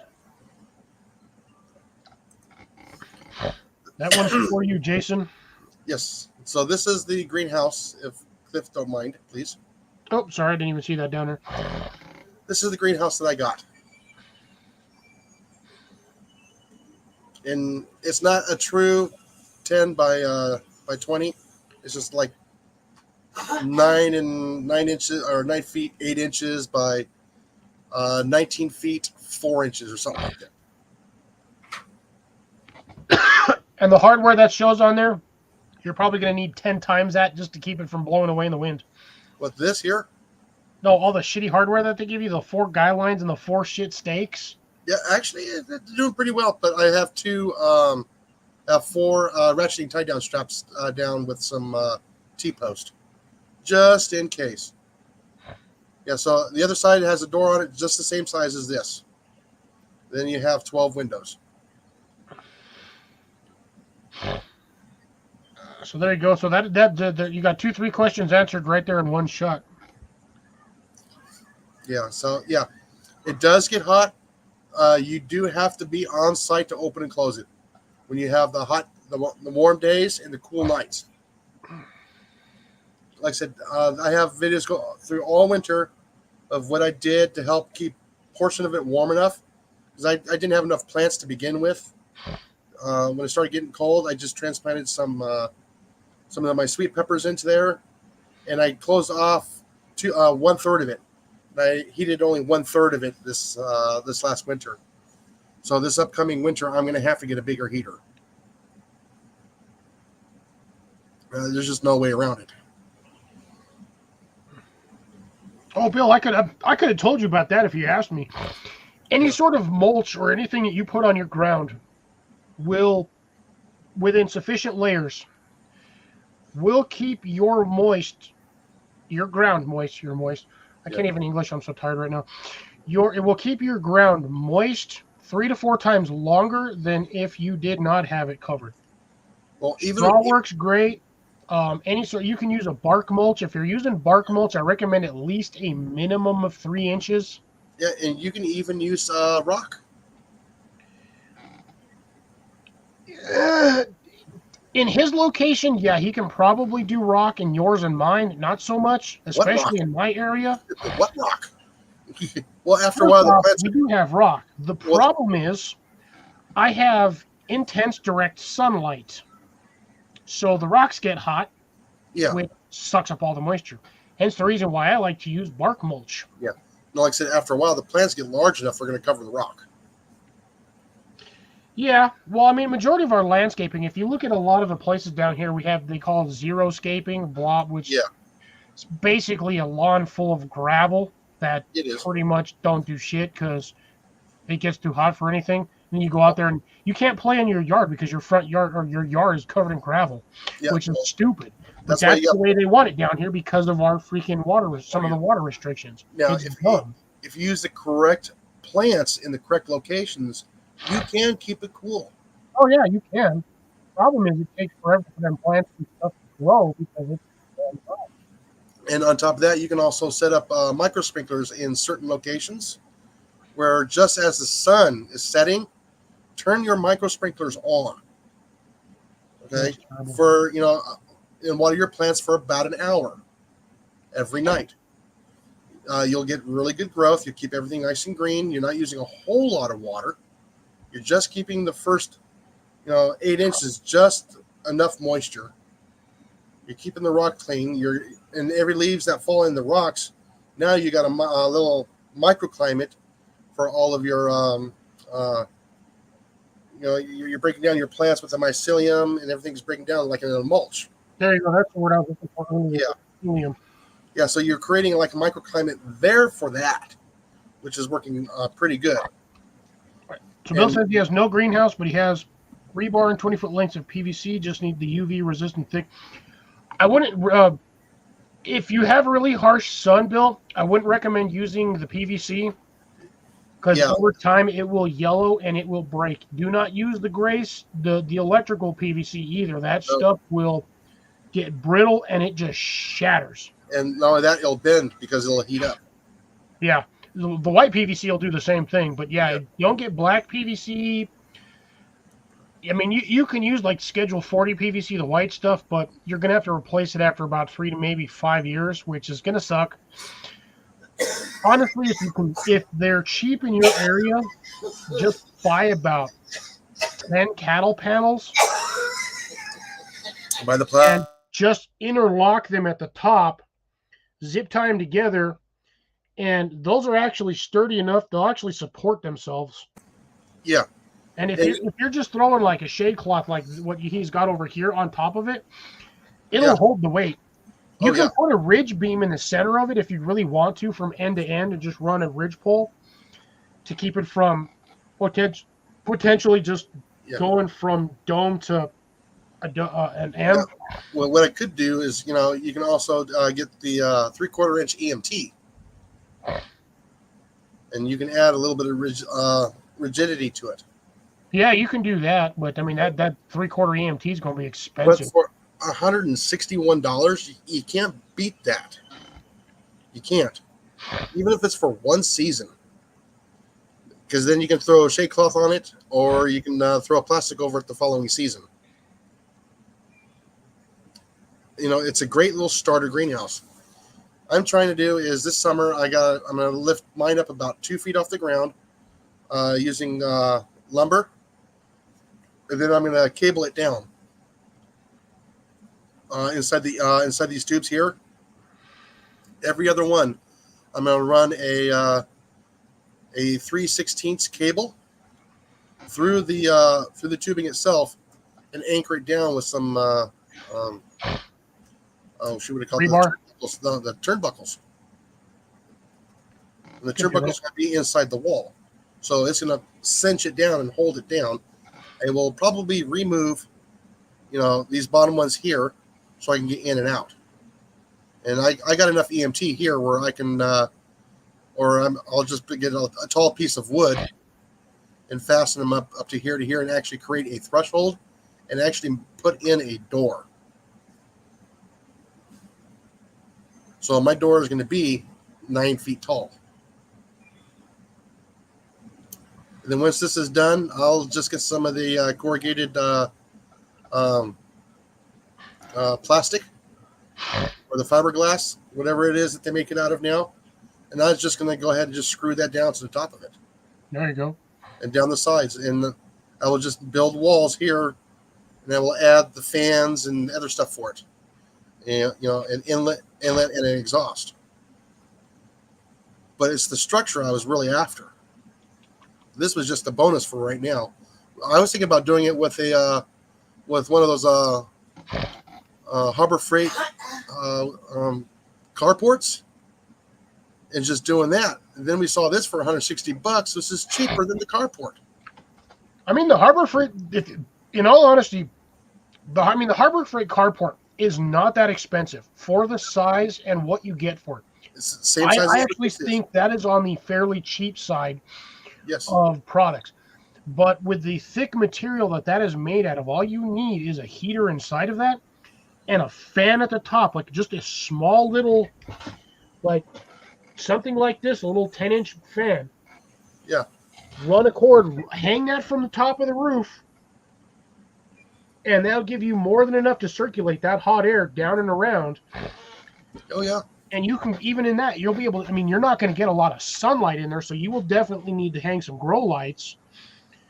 But with that being said, I mean, that'd be a fairly cheap alternative to a greenhouse. The only thing you're really going to have to do is anchor it down to the ground. Yeah, you just pour some concrete and get some redheads and screw it down. Shit, just get like a couple of pieces of rebar, cut them at like 2 feet, bend the top 6 inches over in a U shape, and just nail them down that way. Yeah. That ain't going nowhere. That thing's 1.5 feet in the ground. Oh, yeah. But like I said, it doesn't let the light in. You're not going to get that natural light. Yeah, that is the only problem. Hence the reason why I say you probably be better off picking up some like either fluorescent lights or some really good industrial grow lights. Yeah, the problem is it doesn't have the photons that the sun produces. That's why I keep telling everybody with the grow lights, it doesn't have the photons. Some of them do have the particular spectrums, but yeah, it doesn't have that like straight actual sunlight sun. Yeah, the like the X-rays from it and everything else. You're not going to get that from a grow light. Oh, there you go, Bill. That'll work.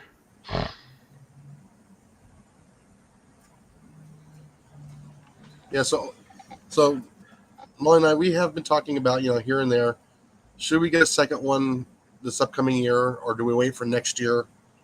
We don't quite know yet. I would like to get 2 more or 3 more that I can put out in mother-in-law's side of the yard, and just make 2 long hoop houses. Why make 2 long ones? Just make 1 big one. Because you don't put all your eggs in one basket. Yeah, but you put your basket on under all the eggs. So I mean that's 1 basket for 40 eggs instead of 40 eggs in 1 basket. Yeah, but yeah. So I actually dug out my shade cloth. I'm cleaning it right now with the rain. Yeah, and then I'm just going to throw it over the top of it for here pretty quick.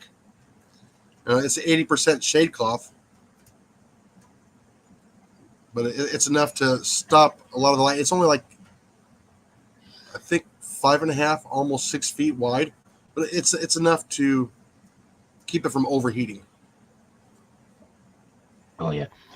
No, Bill, I'm going to tell you right now, Bill, on the ground side, because I have a greenhouse. The way I have it set up from when I step into it to the peak is about 7 feet, maybe 7.5.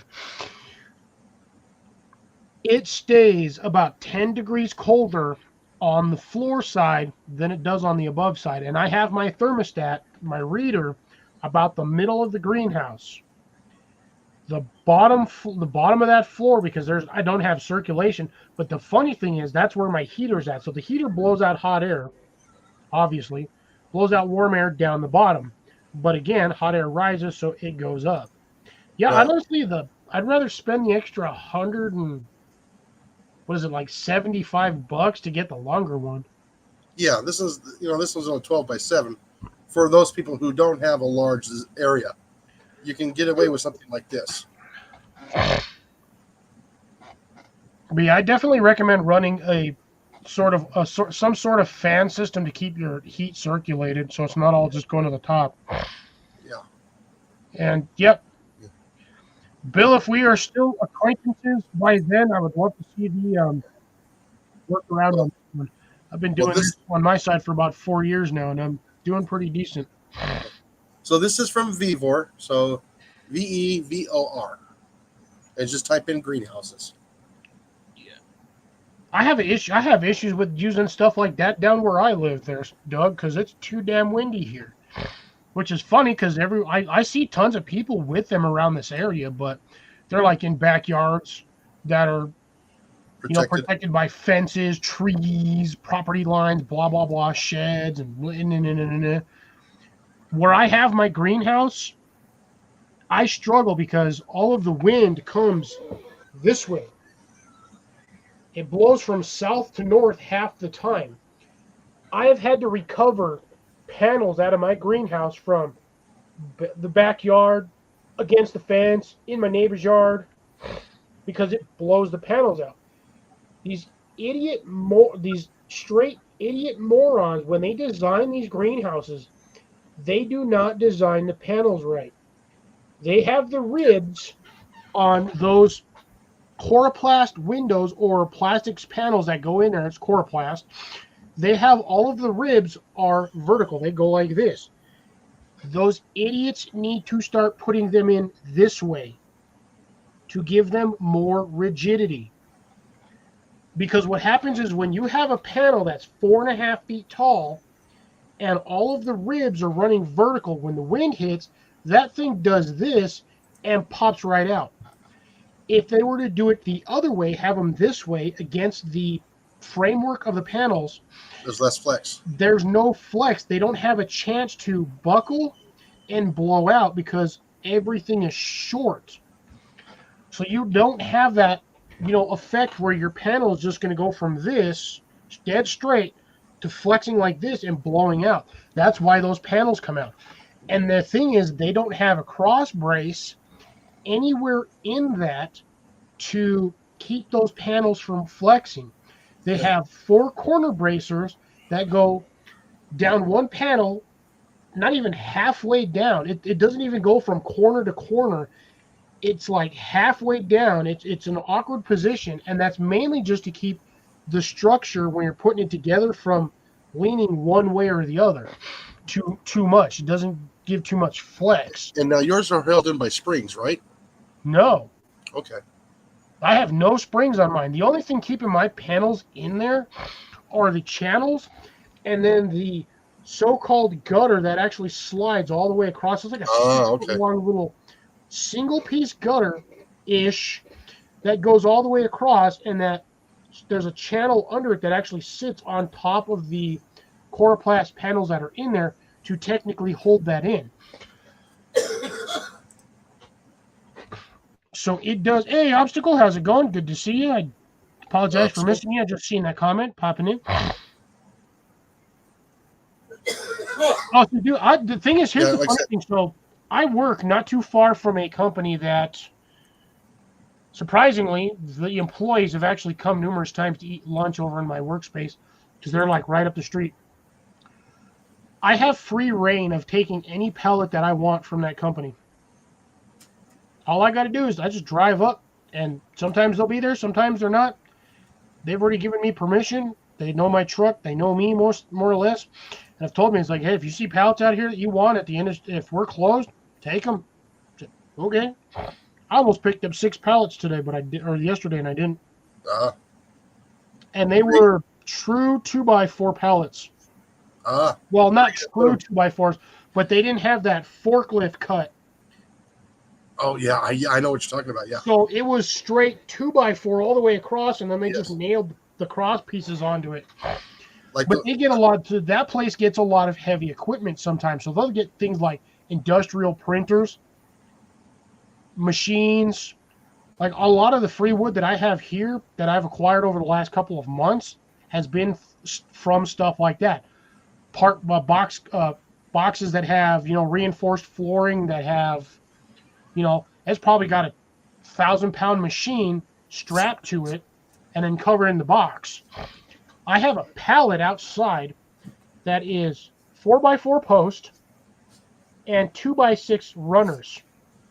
So it's got 3 2x6 posts at about 4.5 feet, 4 feet, and then the top and the bottom. The top is completely covered in 2x6, and the bottom has 3 or actually does it? I don't remember. I think it has like 3 or 4 2x6 slats on the bottom. And then I have another one exactly the same way. It's just a little smaller. So I probably, just in those 2 pallets alone, I probably have about $300 worth of wood. Because 2x6s are not cheap. A 2x6 by 10, I believe, is about $12. So, okay, maybe about $150, maybe $200 worth of wood, but the 4x4 posts aren't cheap. Yeah, I know what I have. Don't undercut. Yeah, right, exactly. No, I know what I have. No lowball offers. Yeah, that's it. Hey, I'm about ready to get a 3rd pallet from that wire. So I have 3 pallets. So will be able to make a planter soon. Nice. He says that little short one would work. That 10x7x7 or whatever, or 12x7x7. For obstacle. For obstacle or Bill? I think 160. Bill's talking about the price of the greenhouse. Yeah. Everybody's just saying hi, obstacle. Yeah, see, Doug's over here. One summer storm, and that thing's gone. Yeah, that's the problem with a lot of those is if they're not anchored down, or if you don't remove the cover during the storms, or strap it down, they will disappear. My neighbor had 2 of those. One windstorm destroyed both of them. Yeah, hold on. Let me pull up that video so I can post it for Bill and Obstacle. Well, there he goes. He'll be on YouTube as long as his internet holds out. I'm talking like for future reference though. Like if we're still, acquainted, subscribed to one another for, the next couple of years, more power to us. United we stand, divided we fall. Yeah, just like, yep. Grace remembers, yeah, I've had to chase down panels like 3 or 4 times. I had to take half my greenhouse apart to get one of the panels in because it was one of the middle panels, and the only way to get it in was to take apart half of one side. which absolutely sucked because it blows out the panel no problem, but getting it back in is an absolute pain in the testicles. It's like trying to park an elephant in a compact car zone for motorcycles. It ain't happening unless you do something. I spent like 4 hours one day taking out half that greenhouse apart just to get one stupid panel in. And on top of that, you can't just put it in and be done with it. No, you got to go from the outside, make sure the panel's in the right way. Got to go from the inside, which, by the way, when I was doing it was in the middle of summer. Absolutely sucked because it was like 112 degrees in that damn thing with both doors open, or with my main door and the vent open. It was so hot I had to bust out my industrial fan to sit there and actually work with it because I was sweating buckets.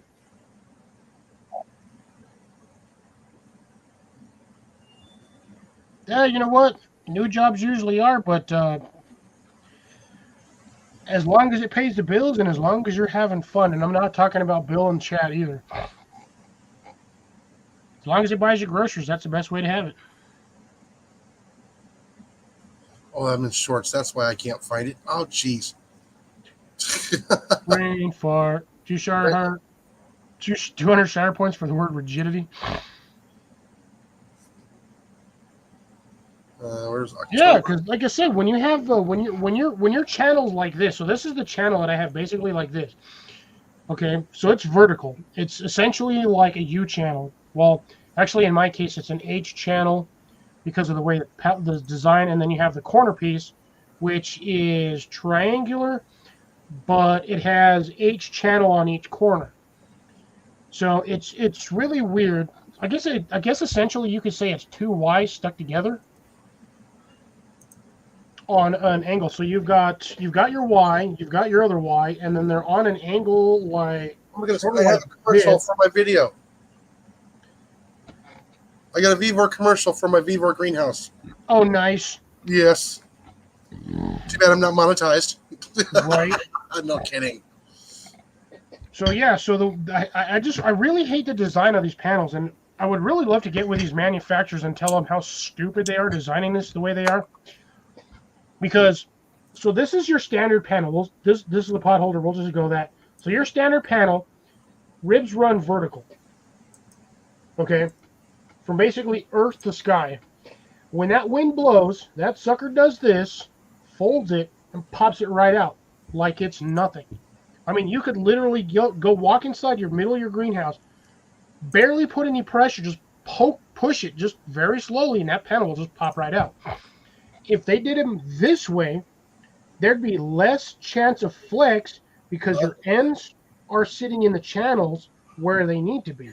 The only thing they need to do is add a section of cross piece across the top, so you have two pieces in there like this or like this with a. I'm just going to use it this way because I just have a purple cone. So if I can get this to not fall over, right, get your two panel pieces in there like that. He's popped a link in the chat, folks, if you want to check it out.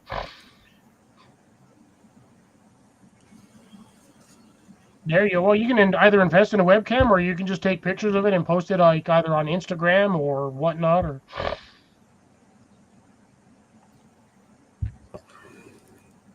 doing good. Apologize for the late response on that one. Uncut wood. Awesome, dude. Free wood is free wood. I've got so much pallet wood that I can probably make a small shed, but that's for another time. I'm not TA Outdoors. I'm not building a pallet wood shed in the middle of the woods. Ooh, yeah, that sucks when you got to pull all your solar panels down for high wind. Yeah. I actually don't have an issue with that here, and I've had winds up to 60 miles an hour, but depends on how the framework is.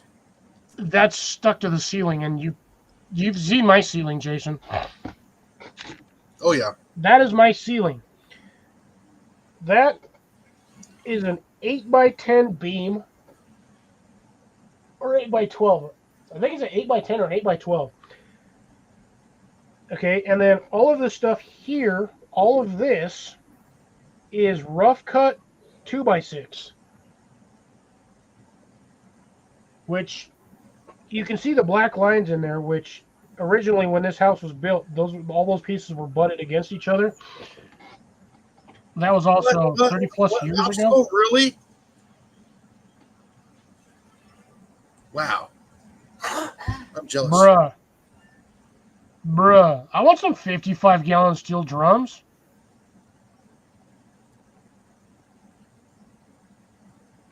Damn, Obstacle, you pick up a couple 55-gallon drums, dude, I will literally drive up there to get them damn things. Oh, too far to drive for the cost.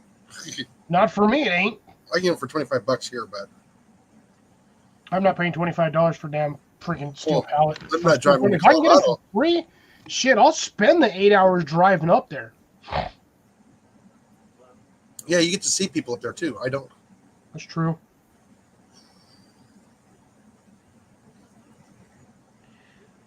The fact that you have to drive that 20 feet into the ground is absolutely sad. Especially on number 5 rebar. Yeah, no kidding. That's like, what, 3/4 inch to 1 inch thick rebar? Yeah, it has to hold 170-mile-an-hour winds. Yeah, but you only need like 4 of those, and that, even 10 feet, that's not going to pull that out of the ground. That's a long ways to go.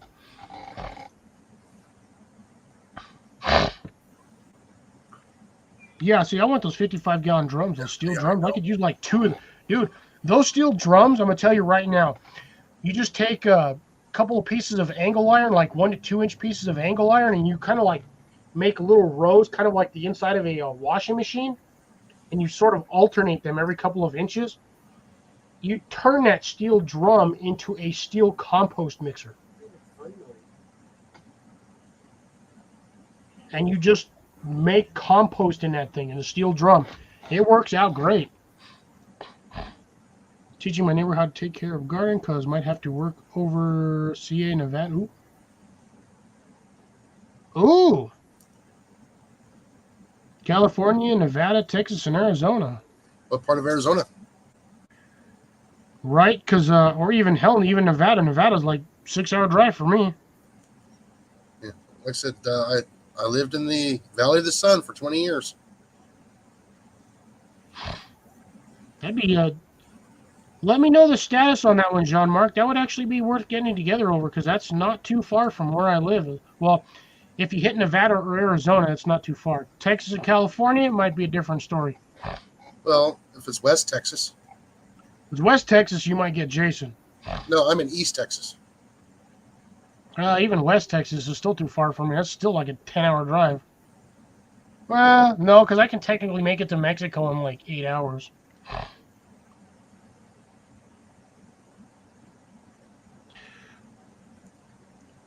Well, from where I'm at, I have to find actual. There's a distribution place over here that actually sells them. I just don't know where it's at, and I don't know what their prices are.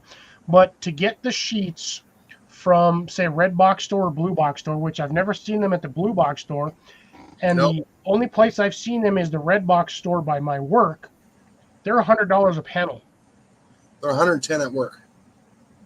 Yeah, I think that's about at 110. Yeah, But I've never seen them in the Blue Box Store though. I've looked. Yes, we have the 4x8 sheets. Yep, standard sheet of basically your standard sheet of plywood. Yeah. But they're like $100.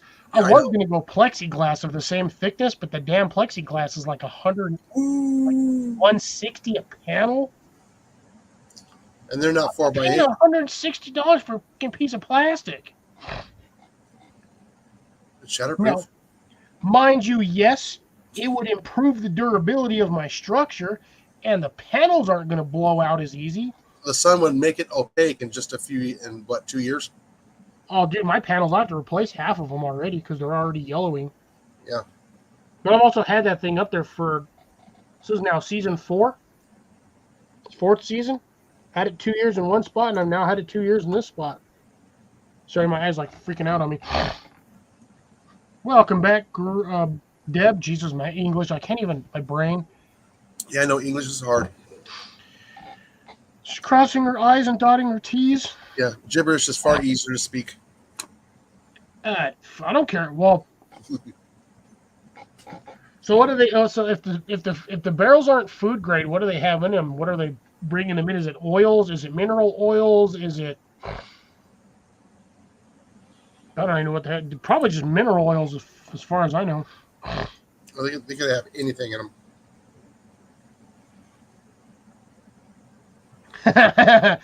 You know what? I'd probably rather spend summer over there too, because summer down here in the States in certain areas is absolutely ridiculous. It's like sitting in a. Oop, lost Jason. His internet took a crap on him. He'll be back shortly or not.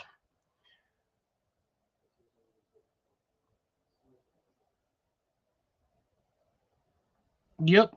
I've had to do the same thing. I had to go buy 3-inch by 1-inch angle brackets so I could basically keep the bottom. So the main problem with this thing is like higher than shit for some reason. The main problem with my greenhouse is they did not put any sort of ridge structure on the bottom. So the panel just sits directly on top of the frame. There is nothing, there's no channel that it sits in. Not even like a little bump out on the bottom framework to keep that panel from kicking out. So when the wind blows, if I have the doors open, basically what happens is the wind blows in it, creates a puff, pops out all my panels from the bottom. So the bottom bends out, and then my whole panel goes flying. I have had to put those panels back in so many times, and the corner panels are the worst ones to get in and out. And I kept doing it the hard way. I kept having to take it apart without realizing the fact that all I had to do was slide the corner runner from the verticals to the freaking roof corners. That one piece on the corner, all I had to do was slide it out and keep sliding the panels in. No, I sat there the first 4 times taking the greenhouse apart to try to slide the damn panel in. Stupid me. But the problem is you try sliding a 4-foot piece by almost 3 feet wide piece of plastic in high winds, and you're trying to hold that thing up about 5 feet in the air, trying to slide it down a little tiny groove that's only about a 1/4 inch deep. It isn't fun. I got slapped in the head so many times from that wind, taking that panel whack right in the face. But yeah, I agree. They need to have a slight bit of improvement on those panels to put some sort of channel on the bottom, on that footer piece, to keep them things from pocketing out or busting out. It is a pain. Yeah, I don't do Facebook at all. Absolutely refuse to. Facebook has no benefit for me. Everyone else can be on Facebook Marketplace, find stuff. I refuse to take Facebook. I'm one of the weird ones, and I don't like to have a lot of social media coverage, which for my channel is probably hurting me in the long run, but I've got Instagram and YouTube. That's really all I need. I don't do Facebook. I don't do TikTok. I don't do Twitter, X now, whatever it's called, because Elon Musk is a dumbass. And yes, you heard me say it. Elon Musk is a dumbass. Okay. Him and his stupid, suicidal, self-driving cars. Still have no idea what screw piles are. Yeah, pile of screws. Sorry, all of a sudden my StreamYard wanted me to log in. Oh, that's what a screw pile is. Okay, so basically it's sort of like the orange tent stakes. Oh, geez, I hate those. And then you have, from what looks like on some of these, it has a welded or mounted plate on the top where you can anchor from the bottom your pylons. Yeah, I have 4 of them, and they don't work so well in the sand. No, they do not work. They absolutely unless they're like 6 feet long, then yeah, they can work in the sand. But and metal. it's essentially just an auger bit with a mounting plate on top of it. Is essentially what I'm seeing from the images.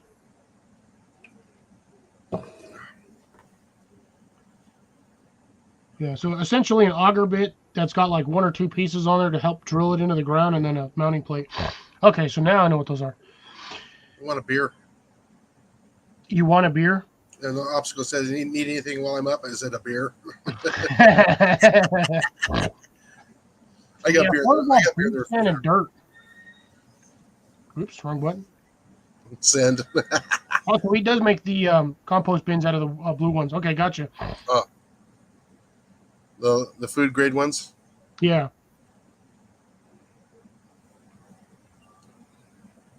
Nice. Whew, getting tired. Yeah, baffles. There you go. Thank you, Grace.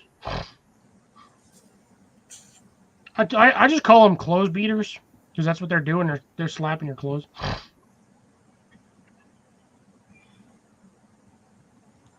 39 hours to Nevada from where. Okay, so he's on that side of Canada. So that's basically just a straight shot all the way down. Yeah, I can't remember if he's in BC, Alberta, or Saskatchewan. I think Saskatchewan. Yeah. Yep, a lot of sand over there. Yeah, 39 hours, not too bad. Saskatchewan. Saskatchewan. Yeah. There you go. Polycarbonate won't yellow. They will down in my sun. They will. Everything yellows down here after a while. Yeah. Or charcoal. Yeah, they'll sell me panels that'll say, "Oh, will last 10 years out in the sun, under normal conditions, not in this damn state, Arizona, Nevada, or Utah." Northern states, yeah, I can understand. Not the southern. Yeah, no, down here that stuff we eat plastic down here.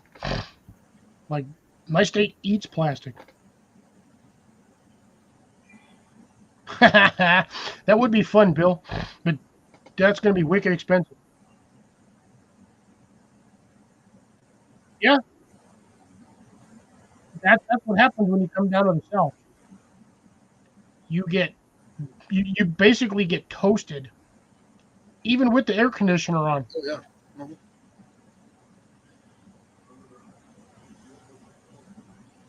Is that 6 feet or 6 inches? I always forget. That's 6 inches. Because I think feet's the single one. Oops, wrong. I forgot. Wrong. Post link. No, you don't need it. You. Yeah, I had to go back in time. Yeah, but no, I just definitely don't like Facebook. I have no need for it. I don't want random people I don't know being like, "Oh, you want to be my friend?" and then getting upset when I tell them piss off. Well, I created one for my channel, so.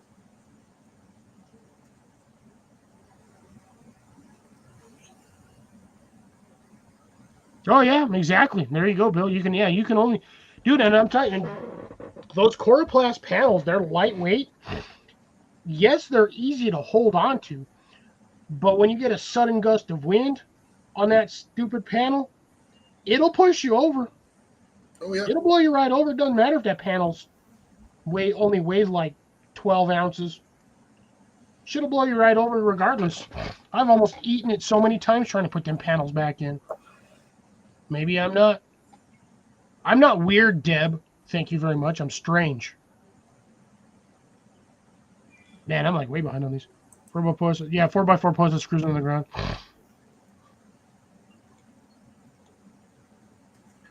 I would like another beer, but I don't know if I want to have another one. Oops, John Mark's out. Thank you, John Mark, for popping in. I do apologize for the late reply. I'm actually pretty much at the bottom, but early Sunday, no worries. I got another concert I got to get prepped for tomorrow, which is not looking forward to. Baffles on the McLaundra. I'm not going to say who said that. That way nobody gets in trouble. Yeah. Oh, he's in the Quebec side. Oh, Quebec. all the way to the east. Ooh, that's way east. And how's that 39 hours from there to Arizona or Texas? To Texas, maybe, but East Texas. Yeah, I was gonna say that has to be like the corner of East Texas because there's no way you can make it to West Texas Yeah, all the 'cause way. it's 16 hours between you and I. Yeah, he's basically driving that distance because he said it was 36 hours or something like that. Where did it go? It was God damn it! Where did he say that? I'm not gonna find it again. Oh my god, my brain. Where's it at? Oh my god, I lost it. Where did it go? What? Because he said how long it took him to get from there to Texas. Oh, here. Oh, Now I can't find it. 39 hours. 30. Okay, there you go. 39 hours from there to Texas. No, to Nevada is 39 hours. Yeah, that doesn't make any. Dude, I don't know how. 46 hours to California. Jesus. He's flying. Yeah, that's Quebec City though. That's not too far up on the border. That's why. So he's just inside the Canadian, just above the Canadian line. Between the lakes. Probably around there, yeah. Yeah. Right by Toronto or something. That baffles you through, or you do. That's funny.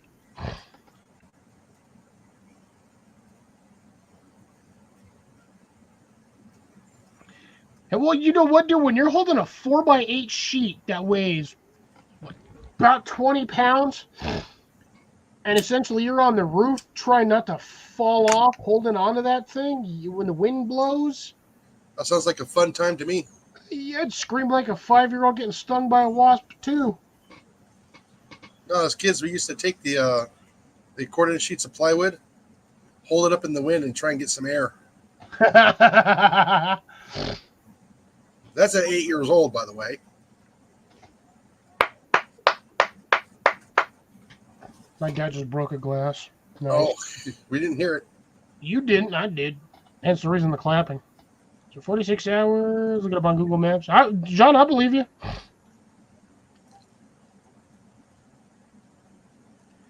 Did MTL to California 5 times, to Texas 4 times, etc. Drove my keister off. I think I've driven to California twice in my entire lifetime. And I've driven through Texas once in 43 years. And that was the corner of Texas. That was more. That's enough. I'll wait till I'm about 86 before I go down there again, Jason. Molly. It's going to be next year. Yeah, we'll see about that. See what I can afford. Because I may or may not be more broke next year after buying a topper for my truck and some other stuff. On one where you can see the Atlantic on one side and the Indian River on the other side. Mm-hmm. Nope, that was me because somebody on the other side of the wall broke something that sounded like glass, and yeah, he's lucky I didn't say job opening. I've done that at restaurants. Oh yeah, out of habit. Because I used to work in a hotel, and all of the employees, every time somebody dropped or broke something, the first words out of their mouth, job opening. I did that one time at a restaurant, and I damn near made the waitress cry. Oh, jeez. Wasn't on purpose. It was a conditioned response. Oh, believe me. It happens to me, too. Sometimes I was like, oh. Working 5 years in the hotel business, and you hear that, and everybody says the same thing. So it becomes a conditioned response after a certain time. So I heard a plate drop. The first thing that came out of my mind, didn't even hesitate, didn't even think. My brain just said, broke, job opening. 0 0.00001% reaction time for my brain to process anything other than the word job opening. No, we got those little blue lifts at work. And if you forget to lock the door and you go up, it goes up about 1.5 inches and it starts sounding off an alarm. Beep, beep, beep, beep. Yeah, so the first thing that comes out of my mouth and Dave's mouth, and usually at the same time, door.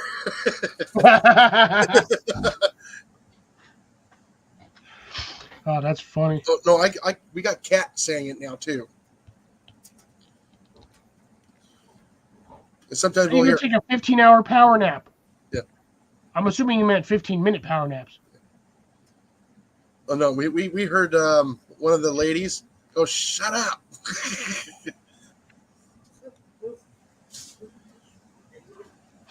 Oh, there you go, Grace. He lives right on the Indian River. Well, I would say close to it, not directly on it, because, yeah. See, now I want to go to Florida. Florida. I want to go to South Florida, and I want to go hunt iguanas. Why just wait for winter? They just fall out of the damn trees. No, see, we need to get there early spring to keep them from laying eggs. I know a few people down there. Bill. It's what happens when you buy on the cheap. Oh, the man chair naps. I do that for lunch, 15 minutes every day.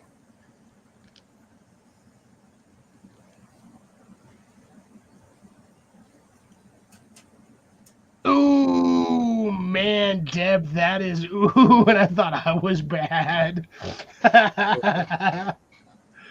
Oof. Ouch. That's some fighting words there. No, the thing is, you know the difference between the young waitresses and the old waitresses. Like I said, the one that you just said job opening, that was probably a young waitress, wasn't it? Around my age, actually, at the time when I said it. Yeah. That Now say that to about a 50-year-old waitress. Oh no, you're gonna get a totally different response. Oh yeah, she's gonna come over and be like, "You ain't gonna fire me. I've been here too long." No soup for you.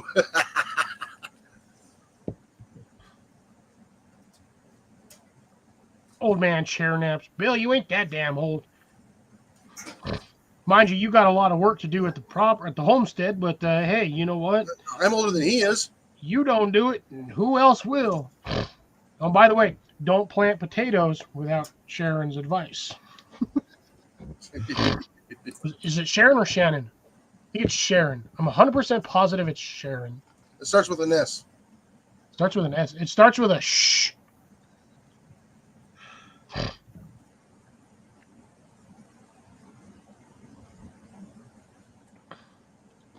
Get to that one in a second.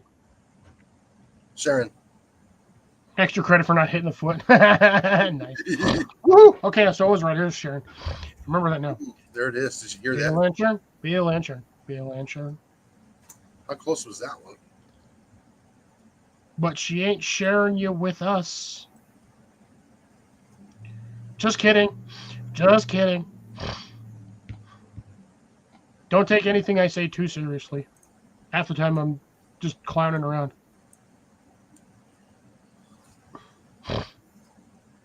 Hunt for that spotted dick. I still remember that stupid picture.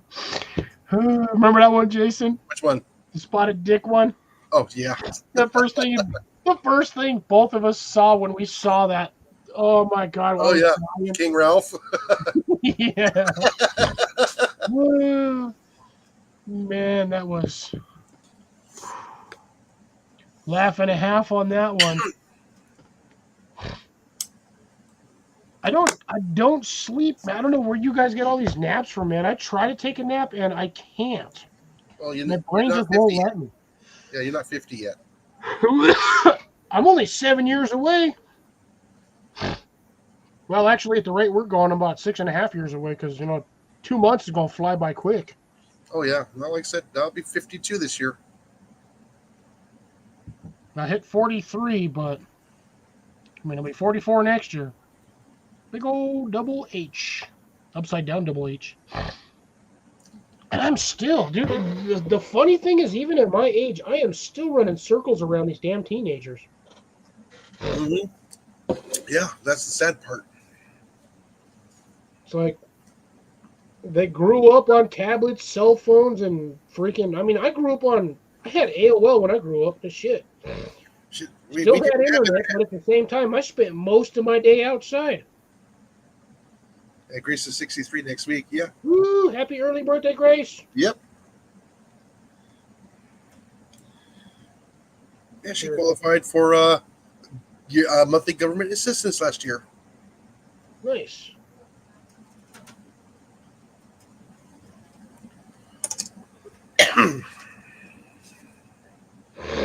That's messed up. That is definitely messed up.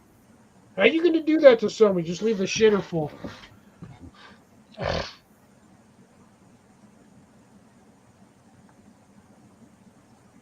Ooh, nasty.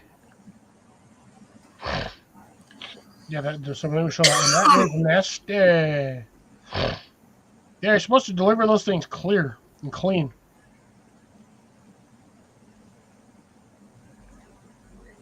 Oh, yeah, well, yeah, that makes sense right there for getting up at 4 a.m.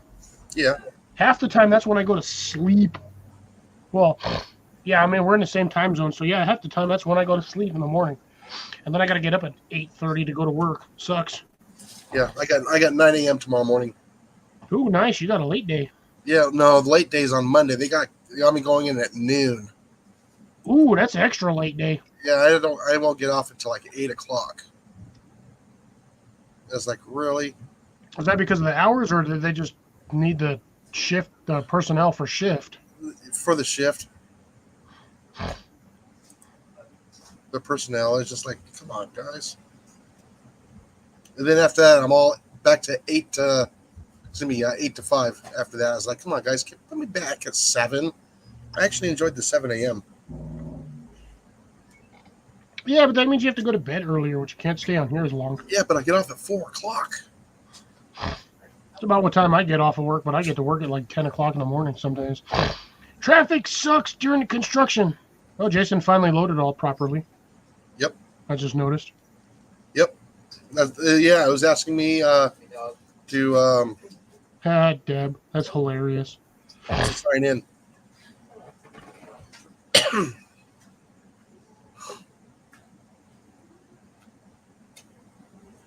A grasshopper, I'm assuming.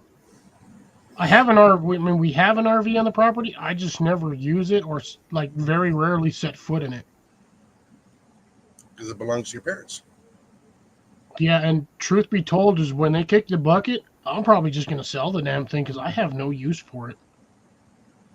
Like, I mean, in all honesty, I mean, a vehicle that big, you have to have a tow-behind vehicle, and making a right-hand turn in that thing is an absolute nightmare because the damn cab is like 6.5 feet wide, and you cannot see. Yeah, you can use the mirrors, but you can't see directly what's in you, and it's a 30-foot damn RV on a Chevy chassis Chevy chassis. Like, I have no need for it. I mean, it's a huge RV when it's fully extended. Like, all the slide outs are popped out. It's a huge space. No, you might want to save it because you might get a little piece of property that you can go and visit. I'm not driving that damn thing. Why shit? That thing's got like a 35-gallon tank on it. No, you drive it there and you park it there. You use your truck to go back and forth. Yeah, but getting it to said property is going to suck because that's a lot of diesel. Diesel ain't exactly cheap right now. No, it's not.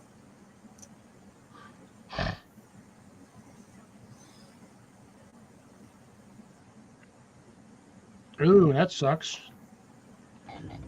Yeah, the AC on that one actually works pretty good. It's noisy as heck, but it works. That thing will sleep like 12. Like, it'll legit sleep like 12 people, that RV. It has the master bedroom in the back, which has a queen-size bed. It has the hide-a-bed, which is technically the couch next to the stove, which is kind of weird. And then the kitchen table folds down. You can technically sleep 2 kids on that. And then it has a recliner chair. So if you really wanted to, you could pass out in the recliner chair and sleep in that all night long. Mind you, you're only going to be sleeping in one position, which is slightly vertical and leaning back. And then you have the above the cab bed, which lengthwise from end to end is about 7 feet, 6.5, maybe 7 feet, and is about 5 or 6 feet deep. So if you stack them right, you can get 4 more kids up there, Oh yeah. assuming you had that many kids. But the problem is with that is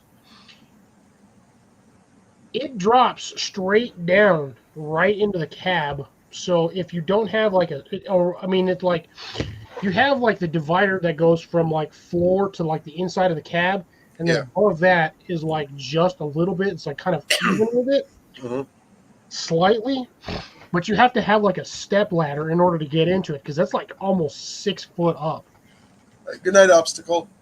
All right, take care, Obstacle. He's obviously finished his last beer, so have a good one, brother. Hopefully we'll see you next week. If not, no worries. You have a great weekend. Don't work too hard. Just sucked down 32 ounces of water just now. Yeah, I'm kind of working on mine. I can't even tell where I'm at anymore because I put somebody's sticker. Thank you. Someone's sticker is right over my ounce denomination space because that was the only spot that I had the damn sticker would fit.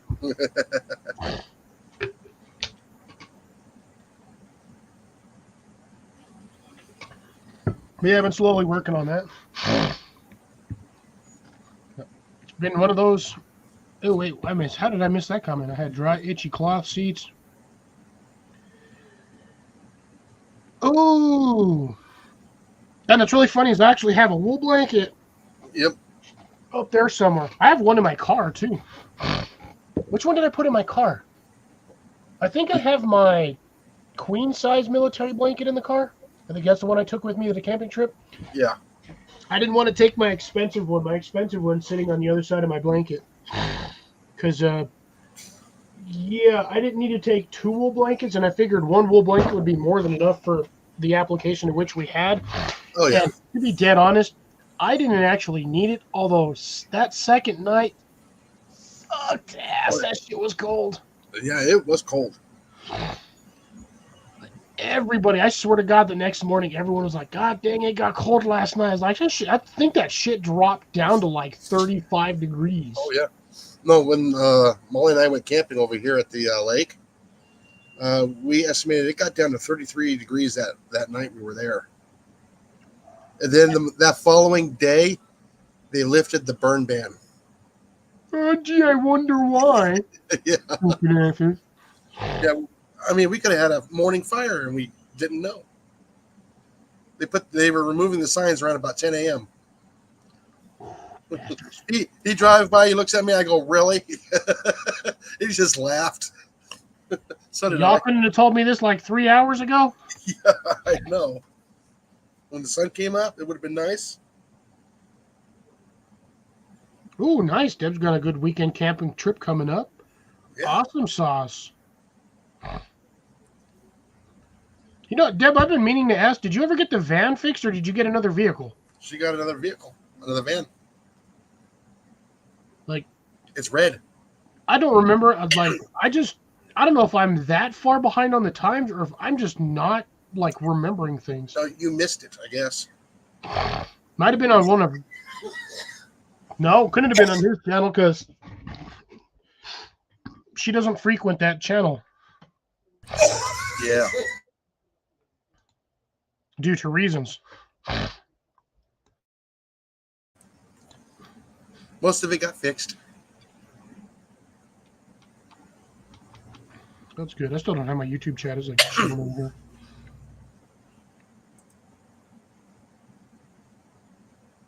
Oh, so she replaced the engine block. Okay. Bill says, pop that up there. Once we get to Colorado, residents. Pardon me. Yeah, Bill, unless you're used to cold weather, don't.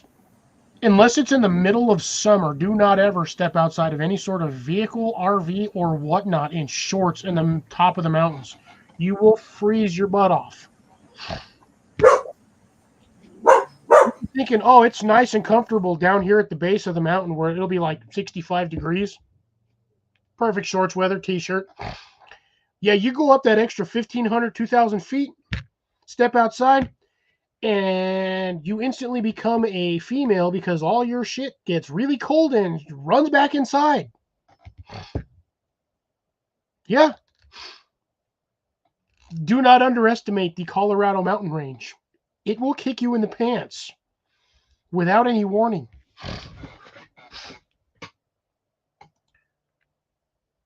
Jason's from that part of the country. He's from Texas, actually technically from Arizona. Jason, you alive or did you freeze again?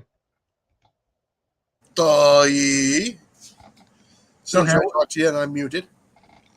No, there's this tramway down there by Palm Springs that goes up in the mountains. In the summertime, people are all, shorts, tank top. And Molly was the only one that took her jacket with her. In the summertime, when she was doing the tour bus drivers. And she was the only one that was warm up there. The only smart one. Well, I told her if she ever goes up on there, take her jacket with her. She's in Omaha, Nebraska. Woo. You go from 105 to like 50. It's windy outside because my door just opened itself.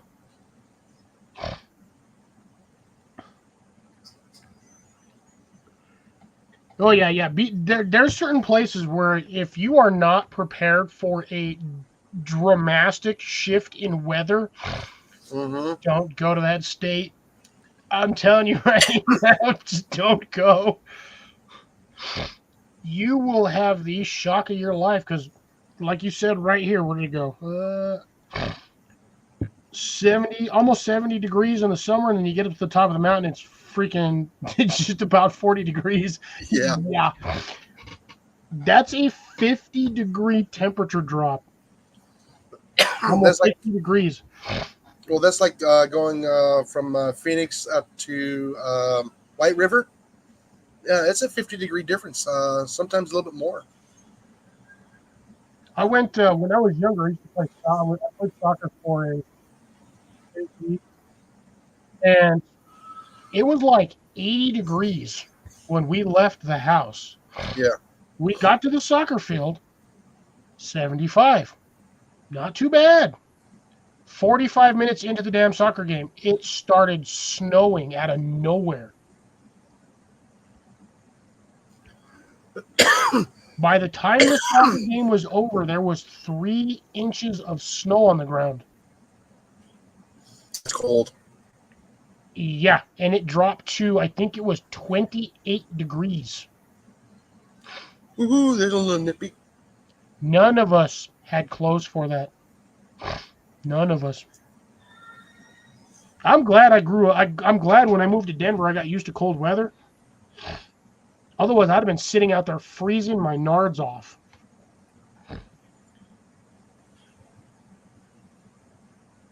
Because, yeah, it went from basically 80 degrees to 28 degrees in a matter of hours. Oh, yeah. Deb's trying to save money, had my temp set at 50 degrees, and it was 43 in my bedroom. Ooh, Deb, you need a little warmer than that. You're going to freeze to death. Yes.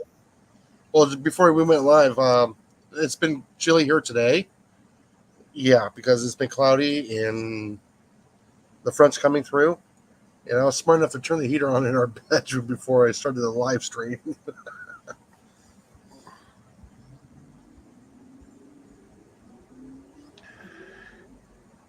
Oh, man, that is rough. At least you only paid $3,500 for that. But, yeah, once you have a blown gasket, you basically have to rebuild the engine after that because you're going to have to flush everything out. Yeah, and have the heads remilled and everything else. It's just cheaper to just throw another engine in it. Yep. And time-wise as well. Ah, yes. Good old Grand Canyon. That's another Oh, one yeah. that'll kick you in the pants. Oh yeah, from top to bottom, yes. Top to bottom, it's almost a 40 to 50 degree temperature drop depending on when you go. Oh yeah, and yeah, in the summertime, you go down there without water, you're done for. You have to carry at least 2 gallons with you. I'd be fine honestly with 2 liters of water, but I also grew up in the desert, So so I know people are like, "Oh, well, you may have grown up in the desert, but you should still be careful." I'll work 8 or 10 hours out in the dead ass sun and barely drink any water, and I'll still be fine. Hey, there's CR. We're not talking about food. And then he pops Yeah. in. But yeah, I mean, if you grew up like me and Jason, you grew up in like Arizona, Nevada, Utah, southern Wyoming area. Because Southern southern California. Wyoming gets hotter than hate. Like you grow up in the desert areas, and you get used to not drinking water. You'll be a little dehydrated, but I mean, you'll know when you need water because you get used to a certain level of hydration. And when you get just below that, that's when you're like, all right, I need to start drinking a little bit of water. But Just, you know your own just limit. enough to keep from getting cotton mouth. Yeah. That's when you know you're starting to get dry, is when it basically feels like you're eating sand. I'll be right back and we'll get some more water and use the room.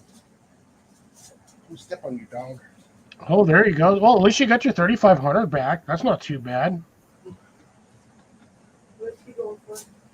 But if they're selling you the vehicle at that price, they should have at least done, a little bit of an inspection on it to find out if there's any issues.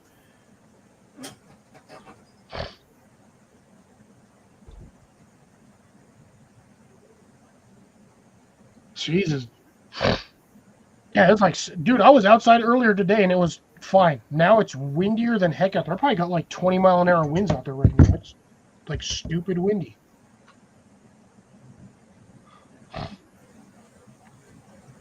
Oop, I got more comments. Commenties. Another one from Jeff. Jeff always replying to my comments that I reply to his comments, which is awesome. At least I get comments replied to. I'm like 700 pages. 63 degrees outside. It's almost 70 degrees in my greenhouse, and it's closed. And it's windy outside. Feels like 61. My low is going to be 46 tonight, and yeah, it's going to start getting hot. Tuesday's almost going to be 90. Yeah, that's going to suck. Warm days. Warm days. Trying to get caught up on these.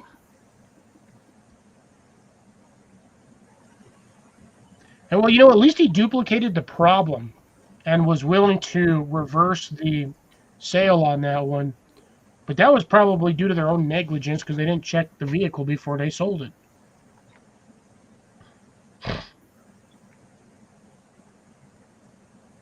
Yeah, dude, I got good weather over here. Good evening, CR. Glad to see you here tonight.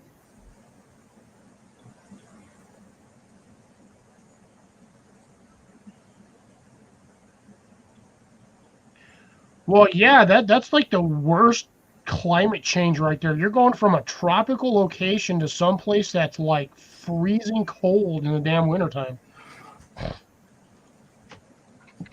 I can vigorously wave back, CR. Alrighty, I'm back. Actually, I've been drinking more water since I moved here than I did in Arizona. I sweat more here. You got more of that. You got more of that humidity heat. Yeah, I was gonna say you got more humidity, but yeah, you sweat a lot more here. yeah. See, the problem is when I'm down here, when I stop sweating, that's when I know I need water. Oh yeah. Well, here it's a wet sweat. In Arizona, it's a dry sweat. Yeah, here's a dry sweat too. Which, boy, wow, man, how the hell did I make that?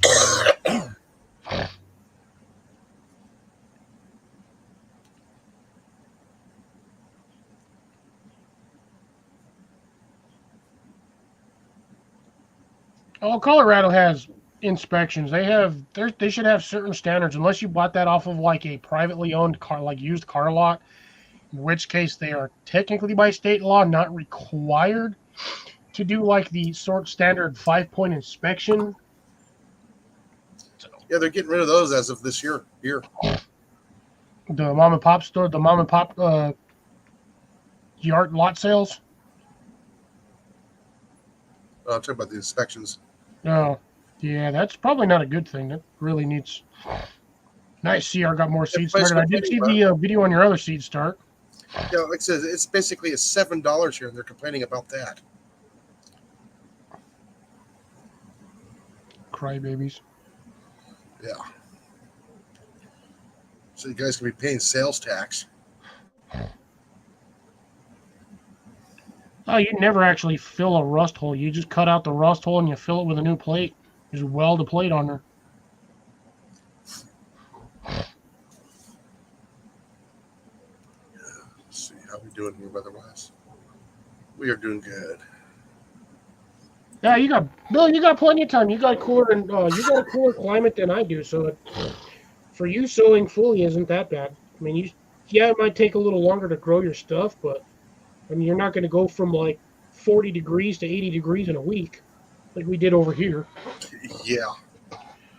You go from winter to summer in 2 weeks.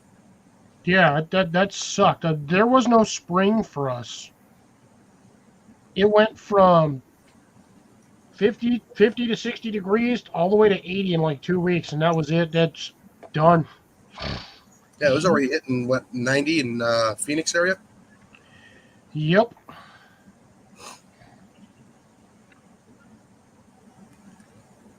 Yeah, they're there 3 you go. inches is not that far away.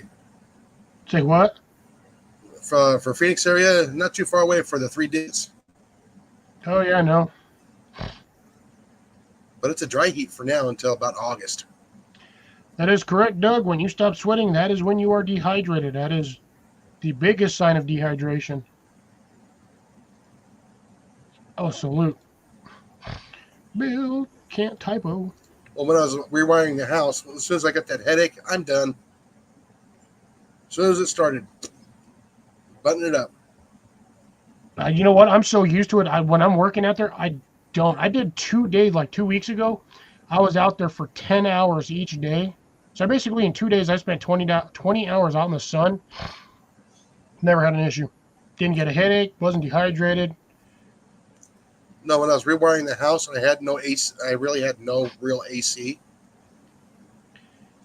Yeah, that hurts. I was up in the attic space in the summertime. Yeah. That was my last anywhere between 20 and 40 minutes of the day. I would go up there and do that. Yeah, I wouldn't recommend doing that in the middle of the day because you'd be out there. You're even insulated. That stuff is like sitting in an oven. Well, I had no choice because I couldn't get power yet until the house was done. See, Bill, you have plenty of time. Like here, my last frost date is roughly April 12th. Every year, I plant about a week before my frost date. That's the reason why I have lettuce growing, is because I plant my lettuce about 2 weeks before the damn last frost date. Actually, to be dead honest, I didn't even plant my lettuce this year. That stuff just popped up on its own back in like February. Yeah, we had kind of a mild spring for the frost. So, yeah, I mean, you just learn where your frost date's at. You plant about 1 to 2, depending on what vegetables you're planting or herbs or whatever. Plant about 1 to 2 weeks before your predicted or your zone's projected frost date. Yeah, as soon as the wisteria starts popping, we're good. Yeah, my daylilies were already kicking it into high gear. They've already grown like 8 inches since like last month. Yeah, because as soon as I saw the wisteria starting to bud, I'm going, okay, we're doing good. No more frost. Yeah, you were about 2-3 weeks ahead of me actually when it comes to warmth. But we got the golf to keep us cooler during this time of year. And the thunderstorms and everything else too. The cold fronts. Wait, so you're saying, Bill, that you don't know what you're doing? So you're only going to get one crop cycle in? Is that what you're telling me?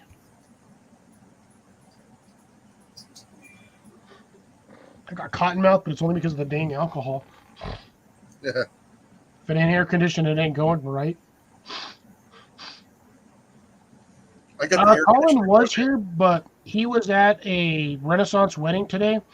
He was over there for about 5-6 hours, so he was wiped out. I think he stepped out just before you popped in. Yeah. Again. No, she waited for him to leave. I don't know. Yeah, there you go. The minute you see frogs and lizards, that's when you know it's perfect. It's the and bees. When you see the bees, that's when you plant. Mm-hmm. Because the bees are your Not biggest here. indicator saying that it's warm enough, because they will not fly when it's cold. He just saw 2 bees. You saw 2 bees? 1 bee, 2 bee. 2 bee or not 2 bee?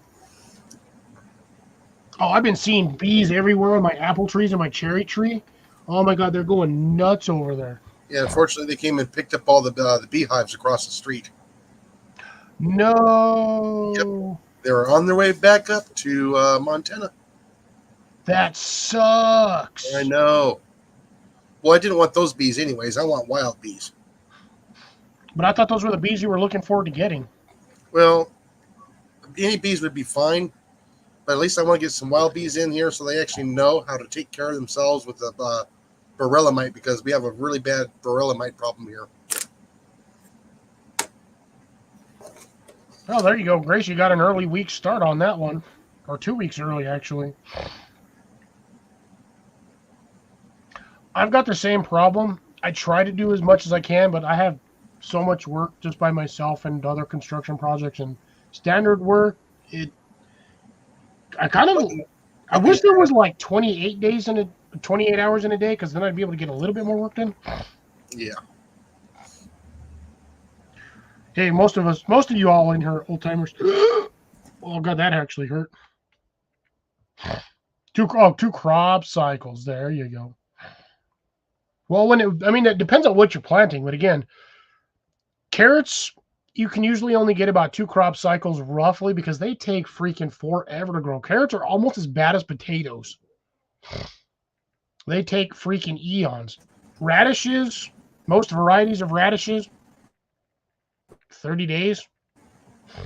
Plant radishes every 2 weeks. You'd be eating radishes all the way till December. Check 1, 2. Yep, I hear you. Alrighty. Yeah, all of a sudden I was buffering. Yeah, you definitely get spread thin when you're doing all the work more or less by yourself. I mean, I'm on 1/3 of an acre, which is not bad.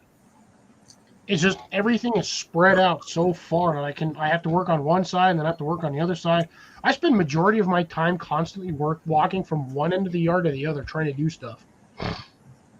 Because I have to figure out what I got to do in the back to move certain things up front, or move things from the front to the back. I got to figure out where I got to put it over there, rearrange things in order to place it in the right spot. So I'm like, I literally spend a majority of my time walking back and forth. I probably walk 5-6 miles a day, easy.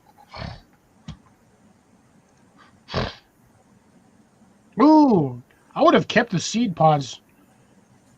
At least let one of them go to seed, Grace. That way you have seeds for next year.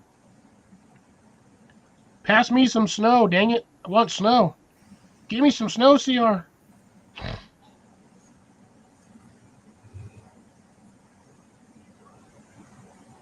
Ooh, that's nice. Queens usually don't venture out too far.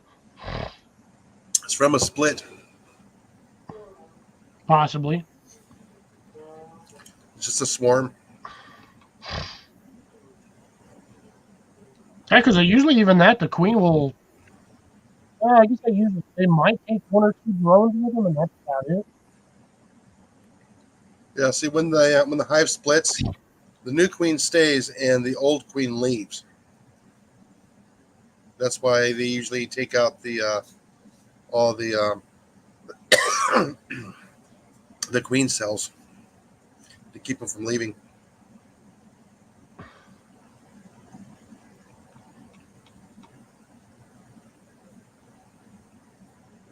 Just think of all the flowers I'm going to have next year. Well, you're telling me. Well, you got all of the marigolds over there, plus the irises and the lilies or whatever. The The gladioluses, yeah. yeah, and the gladiolas.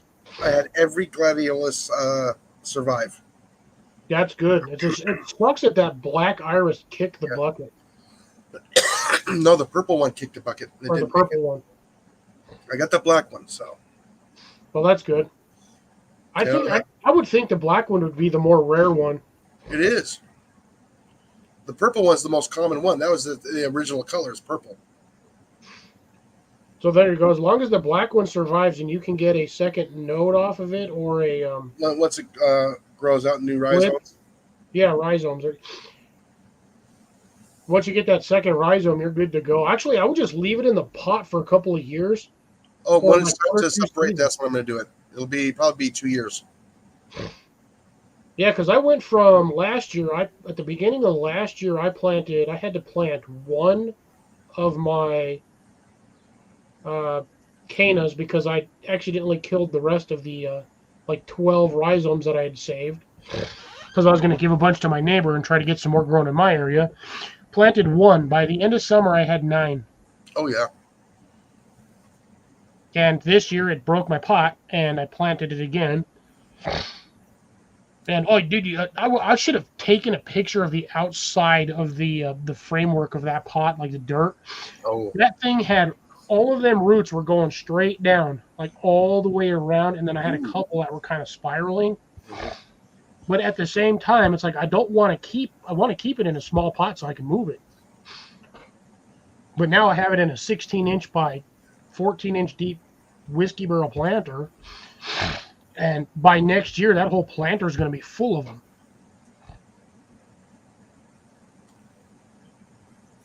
Jason, 1 2. Jason, yeah, 1 here. 2. I'm here. Now, so I'm going to try and get some pink ones next year, some more purple ones, and, get a variety of colors, and keep the colors separated. Was that an actual flower there, CR, or was it a weed? Because weeds are always the first thing that pop up. The dandelions. That too. Dandelions are usually the first ones to go. Because that's the for the bees. That's the first flowers for the bees.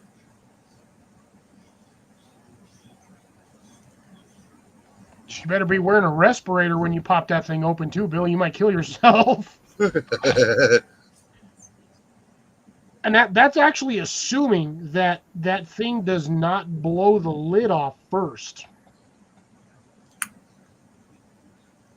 Because I've heard tell stories of people making compost tea and putting a sealed lid on there. And one of two things happens. Either the container blows out or the lid blows off. Because it will technically ferment in that liquid. And you do run a dangerous risk of causing bodily harm. So keep that in mind.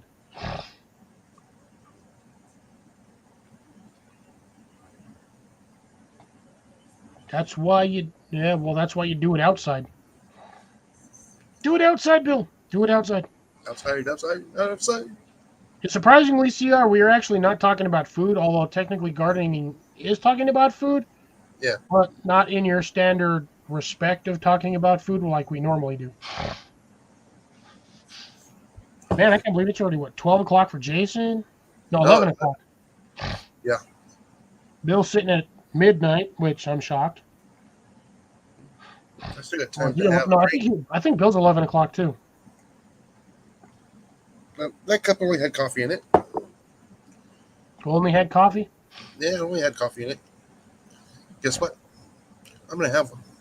Not a beer, but. Deb's 11. I got 1 hour. There you go. Actually, I got 2 hours. I don't have to be at work till 9. I could go for another one, but it's already 10 o'clock here, and I do actually have to get to work in the morning. But, I mean, we'll just keep going until I decide I want to stop. Yep. which doesn't matter what my hours are because tomorrow my timer resets back to 20. Because my timer, I thought my reset was on the 20th. I found out it's actually on the 21st of every month. So, although then again, I did pay for like 1 month, so I actually have no idea what my reset day is now. Shit. Might have to go into my settings and find out. I can't wait for this for next year. The Which parsnips. ones are those? The parsnips.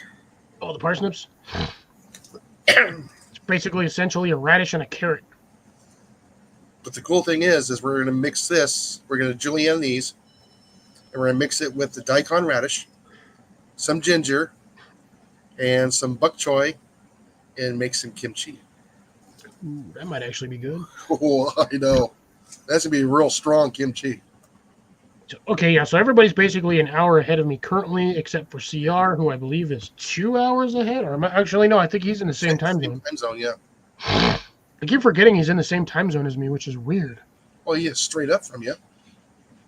Yeah, but do you know how many people I actually have on here that are actually in the same damn time zone? Not Like many. 3. Obstacle, CR. Me? Huh? Counting me? No, we're an hour ahead of him. There's Obstacle, CR, and then Roman. Okay. Roman Pyler, who used to pop on my channel every once in a while.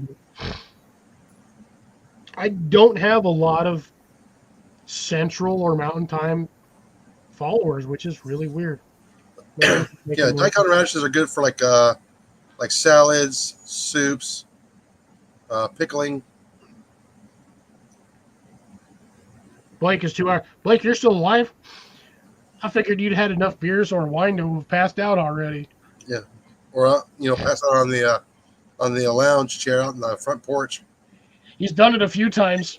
I know. He did it a few times last year, the year before. We'd be talking to him, and he'd be like, "Phone's dying," and then he would like 2 hours later, he'd be like, "I passed out." I was like, "Where did you pass out?" Passed out on the front porch in the freaking lawn chair, still holding his beer. Yeah, especially with the slicker top bond shorts and it's raining. Oh, he's done that a few times. Yeah, I know. We've watched it. Oh yeah.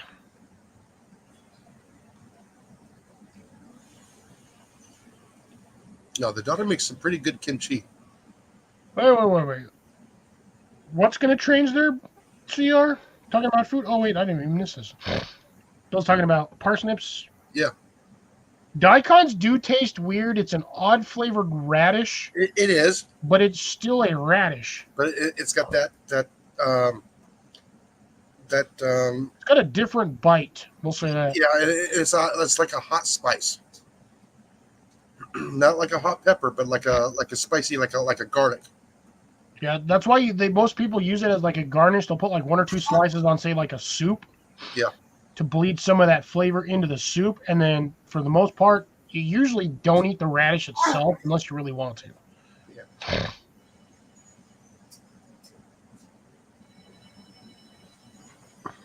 Oh yeah, they do.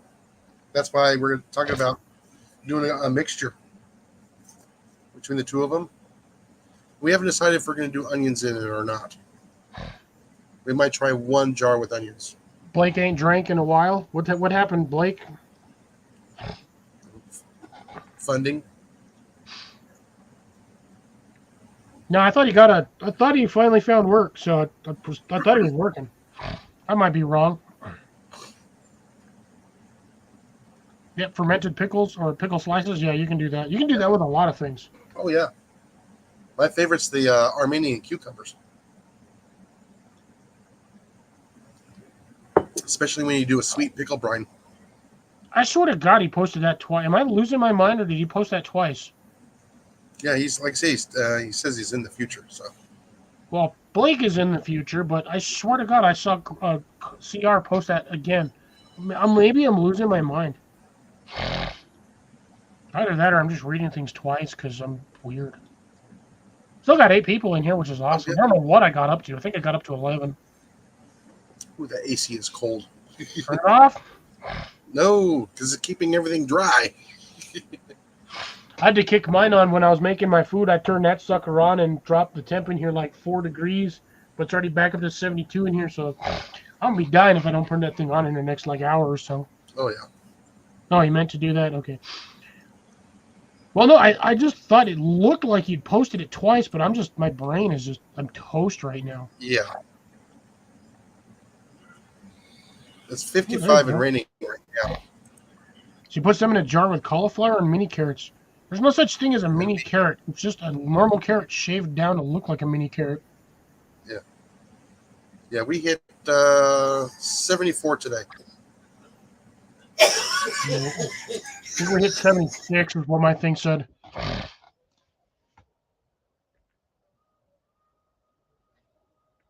think the wind's died down because my door's not popping open.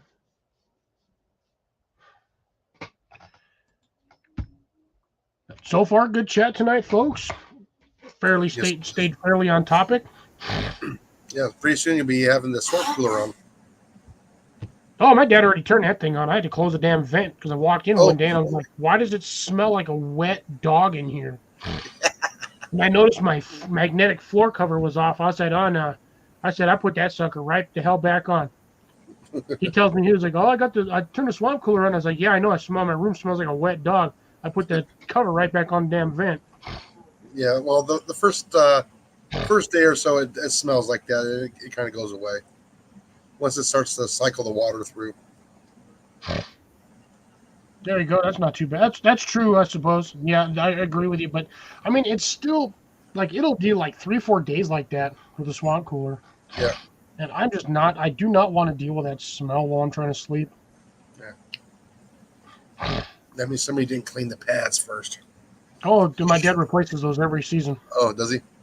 He usually does them about twice a season, honestly. Does them about every 3 to 6 months. Every 4 to 6 months he'll replace them. Yeah, because it starts getting all that calcium buildup. Calcium, and then when the cottonwood trees start to do their thing. Yes. It sucks all the cottonwood seeds into the pads. Oh yeah, it'll plug it up real quick. Yes, it does. Yeah, Bill, you and me both, man.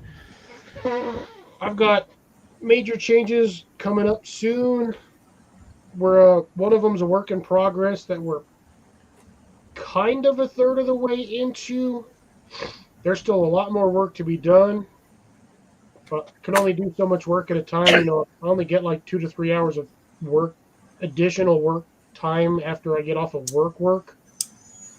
And then most of the times I have to be in at a certain time for certain live streams.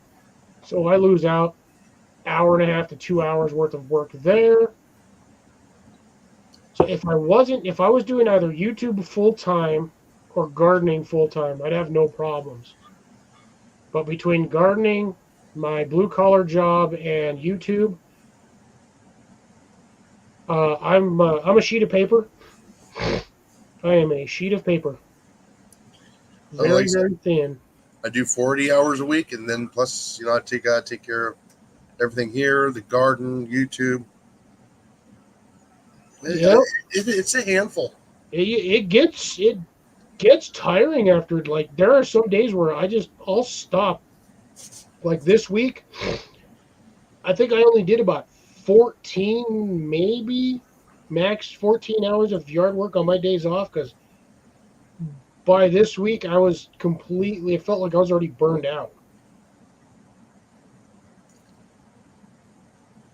Like, I just felt done. Yes, this weekend I gotta rebuild a barbecue. I guess I still gotta work on the front of the house, get that cleaned up. So I gotta dig out the chipper. As long as it's not hot compost. No, I'll be chipping up woods and stuff. No. For Bill's question, he wants to know if you can plant in 3 inches of compost to grow rows of corn. Yes, you can.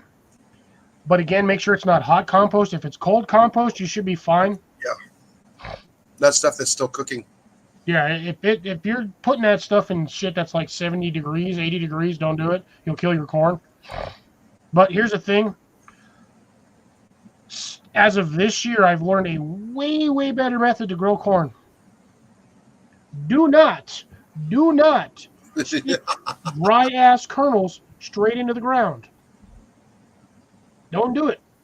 Do not take your bag of seed corn and directly sow them into the ground. You will be waiting for weeks for that stuff to pop up. And by weeks, I'm talking anywhere between 3 to 4 weeks. Really? Mine was doing it in 3 days. Mine does not. I cheated. I took a dessert clamshell, so those little plastic dessert trays that fold open and close. Yeah. I filled it with about 1.5 inches of water, grabbed a handful of corn, chucked it in there, and left it in the sun. I had stuff germinating in about 7 days because it was completely rehydrated. And by germinating, I meant it was growing tails in about 7 days. So, pre-hydrate corn. You can, if your corn's not wet or corn's not dry. I have never gotten corn to germinate in less than 7 days. Open the bag, put it in the ground. 3 days later, it's popping. Never had that. I don't. Really? Jason, you know my area. It's too damn dry and too damn hot. I'd have to plant that corn like 4 inches down in order for it to not dry out. You need to straw it. That's why I've cheated this year, and I went with the pre-hydration method, and I got them to germinate on their own. Now, it still took them almost a week to break surface, but I also planted them like 1 inch down because of my current soil. I had just barely topped off my thing with a raised garden bed mix and some other mixed dirt that I had, which, mind you, was still about 3 wheelbarrow fulls worth of mixed compost and dirt and other stuff, just to fill in a 6-inch space. Wow. That's 5.5 by 5.5 feet. 3 inches. Took me 3 wheelbarrows. Actually, 2 wheelbarrows and a bag of compost mix and 1 large bag of what the heck is that? Worm castings. Mixed that all in there. Grace, no, I am not growing popping corn this year. I can grow corn, I just can't grow it like the way they grow it, like for commercial. But I'm also not using commercial grade fertilizers. So yeah, I don't think Bill saw the little video clips that he posted, showed this evening. I don't believe he did, but he'll get to see them tomorrow when you post the videos. Yep. Yeah, see, I don't have to see. Again, you're in a cooler climate. It doesn't get as hot where you're at. Where I'm at, which is why you were shocked that I'm growing lettuce, and my lettuce is doing really well, despite the fact that I live in a dry, hot climate. That is the biggest problem when it comes to me growing stuff, is the fact that we'll get up to 104, 110 in the summertime. We've gotten to 112 before. And God almighty, you do not want to walk outside. Jason knows how damn well what 112 feels like outside. He lived in Arizona. Yeah, that was all summer long. Yeah. It is not a fun experience by any stretch of the word. That was the end of May to almost October. I have that same problem. The majority of the dirt around here is sand. So water goes in, disappears in 2 hours. Yeah, one year we hit like 3 days of 122 degrees. Nighttime was 99 degrees. That's rough. It's rough, 99 degrees in the morning. Bermuda grass loved it.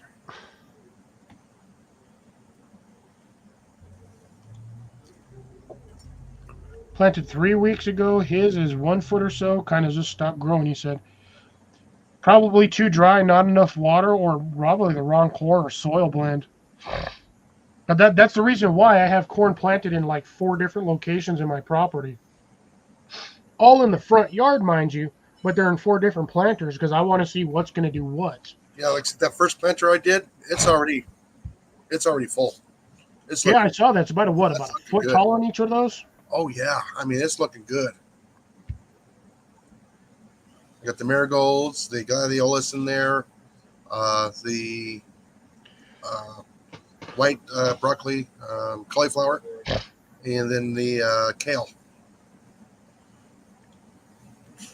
Nice. Yeah, you're gonna have a good crop this year too. You and me both, I think, are gonna have really phenomenal years. Well, as long as I get rain this summer, we'll be okay. I got a little bit of rain today, and it filled my water barrel all of like 6 inches. It's raining right now. There you go.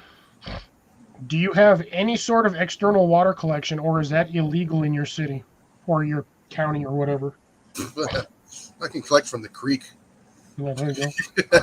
Well, then, I mean, you guys just had a massive rainstorm, what, like 3 weeks ago? 2 weeks ago. Oh, yeah. I got pictures of it. There you go. Yeah, here. Bill didn't see that. That's exactly why, Bill. That's why his corn stopped.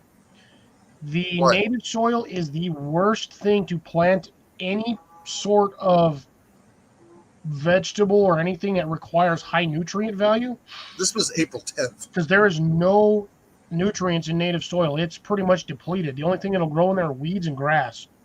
Yeah, there you go. Yeah, 3 inches of compost will feed that for a couple of weeks, easy.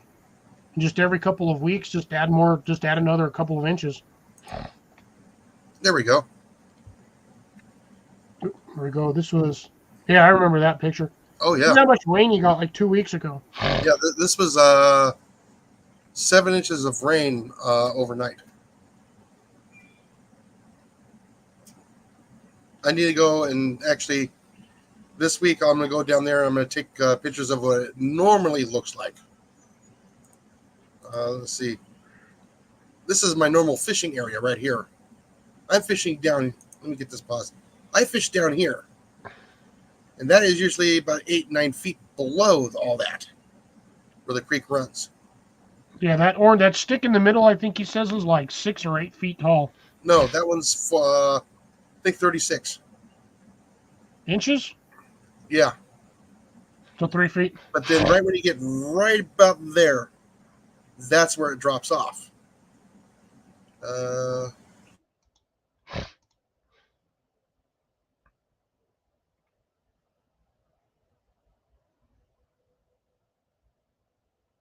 Think he's buffering. Oh yeah, no, they definitely got a lot of rain, Grace. A lot of rain. Where's that? Oh, there you go. Wrong one. Nope, there we go.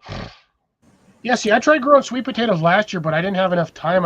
They only had like 35 days, maybe 40. So you can see that there. That's about normal. That's like a couple inches lower, but yeah, And that water was about a foot from the bottom of the top of that bridge. right there. The water was right here. And this is the small one. This is not that big one I was showing. Yeah. This is the small one.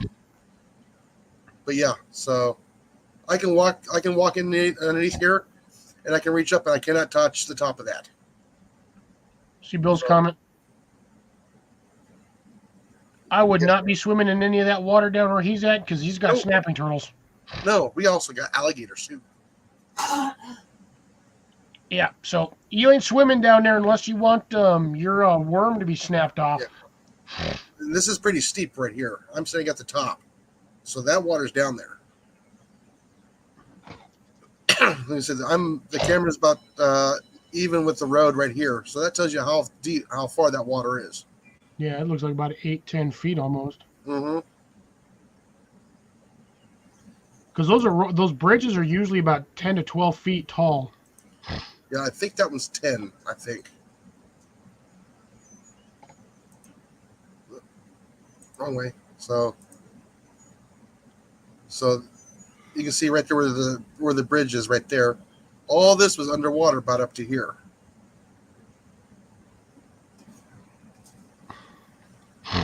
Agreed. Yeah. There's an interesting. There's Coco sleeping. For once. Not barking. Just kidding. That's Scooter. Who has been surprisingly quiet. that was Who, me? Say what? Okay, you can hear me good. Yeah. Ooh, did you hear that one? No. All I can hear is the wind rustling through my area. Oh, It's going like crazy. But yeah. Like I said, I did try to grow sweet potatoes, but sweet potatoes need like 123 days. yeah. I'll try and get down there this upcoming my days off, and I'll go stand in there and in a video. Then I can grab a couple pictures off that video, so you guys can see how big that is. It's big. Let's see. Wait a minute. I think I can't. I think I have pictures of that. And I'll get Bill. I'll get to your video at some point tonight. I didn't have much time between getting off of work, trying to make food, and doing a little bit of yard work outside before popping in here. I did not. He did a video today. He did. It was the 420 Wickershire garden update thingy. It was I didn't see it. 420 garden update at the Shire, and that was at about 3:00 today. Yep, today's video, I haven't quite gotten to it yet, so I will get to it. I've been watching them. I have too. It's 420, but there's only 320s in this month. I know I got pictures when I was down there. I'm still mad for you that your goose ate the damn test squash. I really wanted to see how that one was going to do versus the other ones. Yeah. Which, looking back on that particular video that Bill did, I'm starting to think that seed starter mix is useless past the first 3/4 of an inch. Yes, seed start mix works absolutely great to start seeds, but once your seeds start rooting, what are they getting for nutrients? Because they can't grow very big if they don't have nutrients. So Well, that's why I take the garden soil and I sift it. So yeah, with Bill's thing in mind for his test, I'm starting to think that I should basically fill the bottom 3/4 of the pot or planter that I'm using with actual soil mix, and then the top quarter layer or the top quarter with seed starter, put the seed in there and just keep it moist. That way when the roots hit something, they have something to grab onto and be like, oh, we've got sustenance. Oh no! But Oh, that sucked. That test was he said that test was a huge failure. He forgot about the box inside, no grow light, and they legged out. oh, They got too tall and fell over. well, that's a bummer.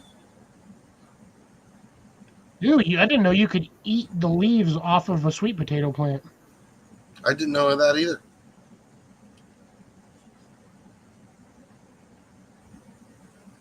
He was sifting together. I have sifted so much soil over the last couple of weeks. My freaking arms, my back, every time I grab the soil, the sifter, my back and legs are like, or my back and arms are like, stop, let it go. And I'm just like, no, we're going to do this. I don't know if I used my camera for that, didn't I? Not the phone. I would assume the cups were still usable. I would say the only thing you can do with the soil is just mix it together again in another container. Put a black plastic tarp over it or something to heat it up so it kills off any sort of fungus or whatever, and then just add a little bit of a fertilizer or compost to it and mix it up again. Yep, I mean, that sucks that you lost it, because that was a whole swimming pool full of stuff that you lost. It was what, 50 plus cups? Or was it 100? That was 50. But yeah, it sucks. Me and Jason have had that same problem. Jason lost, what, 2 trays worth of seedlings? Yeah, because the seeds were just too old. Was it not the swimming pool? I thought you had the kiddie pool that you were using because it had a bunch of holes in it. Oh, I did that like my first year here, and it didn't do so well. Oh, another video. Okay, the pool tester. Okay. Ooh, got me confused about that one. Another goose went straight in the middle and grabbed that one test one he was doing. Yeah, I don't know how the goose reached in there. I mean, it's a kiddie pool. Those things are usually about 4 or 5 feet across. Okay, so the pool tester stuff is fine. He just forgot about. Nice. Okay, so that test went great. Oh, so okay, so that one's the 420 update. All right, I'll have to take a quick peek at that one here. Sweet. So as long as those ones are doing, those are the ones I was concerned about because that's the one that the goose ate the center one out of that other test one. Nice.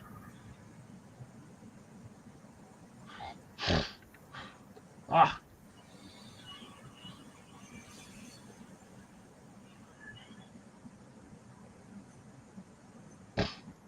I got one nostril over here. It's like, doesn't want to blow, doesn't want to snort. Feels like it's dripping, but it's not. It feels like it basically, essentially, there's like a wet rag in the back of my nostril. And it's just like bugging me. Yeah. Grace, how have you not had him subbed? Ooh, I've had Bill on here for like over a month now. Yeah. There you go. That's the best feeling right there is, look, I accomplished something. Yes.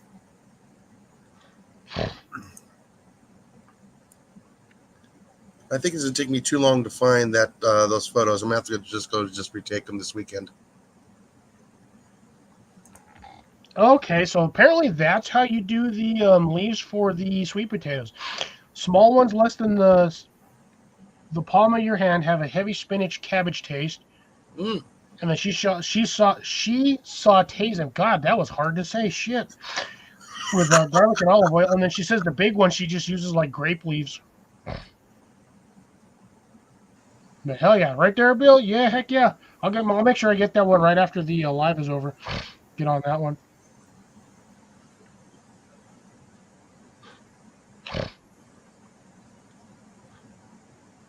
Lemon butter sauce and cook the stuffed leaves in it. Interesting.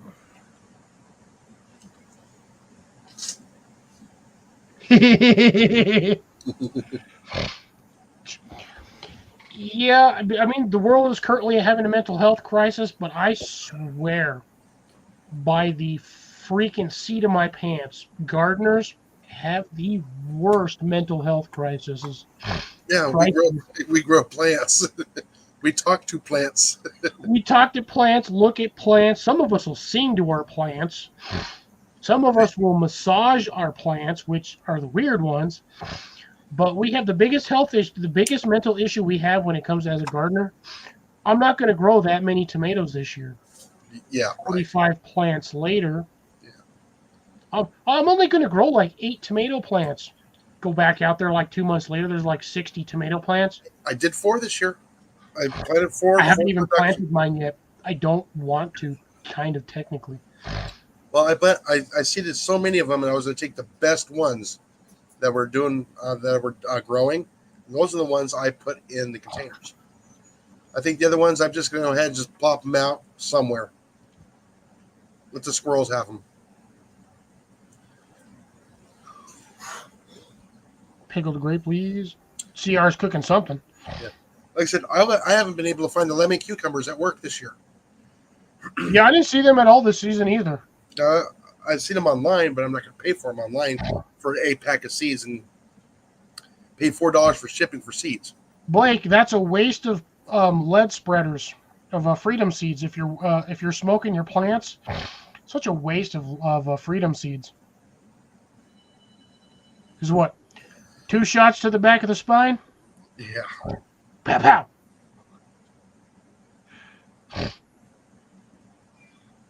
Yeah, well, I mean, you're also a gardener too, there, Deb, for the most part. So yeah. We all have the same mindset. Let's grow something. I have more containers than I actually have place to put them because I was at one point, I was just like, oh, here's a container. I'm going to buy like 6 of these. And then I go back the next week and buy 6 more. Yeah. Because they were on sale. And now I have like 40 containers in the back that I still don't have dirt in. And well, I'm saving my money right now for the in 3.5 weeks we'll be heading to northern Arkansas.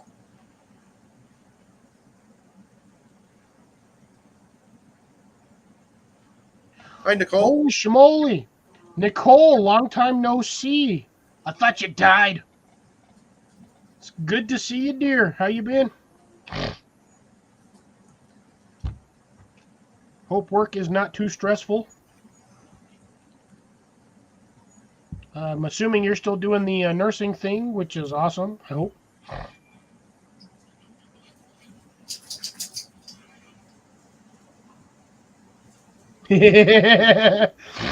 See, that's the mental health issue I'm talking about right there when it comes to gardeners. I don't do tomatoes myself personally. I don't eat tomatoes. Oh, I love tomatoes. But that is the biggest mental health problem in gardener history. Is they'll say, "Oh, I'm only going to plant like 8 or 10 tomato plants," and when the season's over, you'll hear about them saying, "I had like 65 to 75 tomato plants out there this year." And I told myself at the beginning of the year I was only going to plant like 10. And then you got like 700 pounds of tomatoes. You got like 45 freaking big old pickling jars full of tomatoes. Yeah. You've got diced tomatoes being whatever in like 4 other vacuum sealed jars or whatnot. And you got like basically 80 pounds worth of tomatoes in mason jars, vacuum sealed on the shelf. I knew so.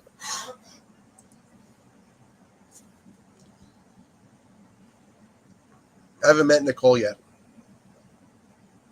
Nicole is one of my old originals that used to be on here. Have not seen her in, it's been about a year now. So it is good to see her. Des, you are a sight for sore eyes.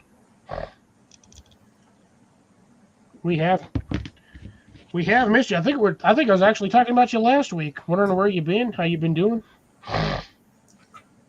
Just kind of sort of working in a nursing home still. Nice. I'm gonna scroll down here.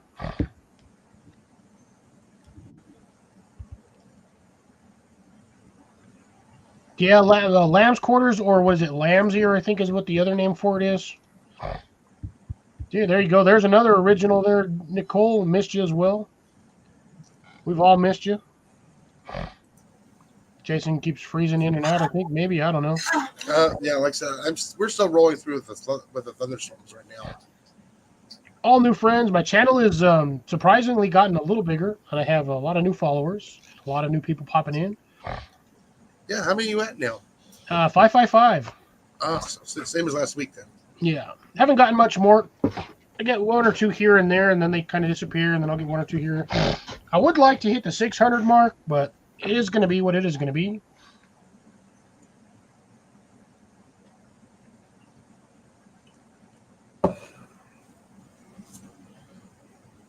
Yes, it is, Bill. Oh, that's a nifty tomato hybrid. And then you buy the 1 seed pack, or you buy 2 seed packs, and you plant like 8 or 20 of them, and then you're like, exactly right there. You have like. Oh, I can't waste those seeds. That additional 20 plants just sat on top of the 8 or 10 that you said you were only going to grow. Yeah. Now you have 28 plants. And then you go to the seed store and you see another variety of tomatoes. You're like, ooh, that one looks kind of nifty. That's got a cool color and pattern to it. You buy a seed pack of that and you plant half the seed pack, and now you got another 20 more. Yeah, like I said, my tomatillos are starting to come up all by themselves. It's a problem, Deb. It's a problem. Yep. Hopefully, I'm assuming full recovery on that one. I was not going to go too much longer. I've already gone on here 3.5 hours. I was going to go like another 10, 15 minutes, and then I was going to kick out. I mean, I'm getting tired, and I want to shower because I worked my butt off today. I had to do like 4 batches of dough, which sucked butt. But yeah, we definitely missed you. Lamb's Ear is Fuzzy Leaves. That's right. Lamb's ears, the fuzzy ones. Mhm. Chicken math. Exactly. Chicken math. Yeah. 2 chickens is not enough. Then you get 8 chickens. Still not enough. He gets 16. Then you're at twice as many chickens. Then And you're you're at like, all right, 32. now I have too many chickens. And then you're like, the next season, you buy like 8 or 10 more chicks. Despite the fact that the previous season, you were like, I have too many chickens. And then you cry because you lose a couple of them to the predators. And then you have to go to the store and buy like a dozen more. Yep.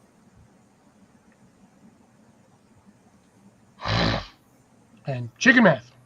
It's just like rabbit math. He's lurking. Yes, definitely, Nicole, right there. Don't be a stranger. We miss you. Pop on more. Oh, speaking of livestock, Deb, how are you doing with the quails? Hold on. 1 is too many and 6 are too few. Yeah, exactly. Yeah. Nicole, my schedule is every Saturday at the moment. I'm thinking about changing it to every other Saturday just due to the fact that I have a way too much crap to do. So at this point right now, it's currently every Saturday at 7 p.m. Central Time, Mountain Time. Until further notice, we'll see what summer brings. I've got like technically another month before I hit full swing of summer. Even though it's already here for me and Jason. We're dying already. Yeah. But yeah, 7 p.m. Mountain Time is when I go live on Saturday. So that is when I am live. Your Monday, Wednesday, and Friday is all good. This gentleman, if you do want to pop up, he does go live Wednesday at 7 p.m. Yeah. Central Time. Central, yes. So he is 7 It's Central summertime. or 8 Central, depending on when he decides to get in after work. Oh, I got a notice today.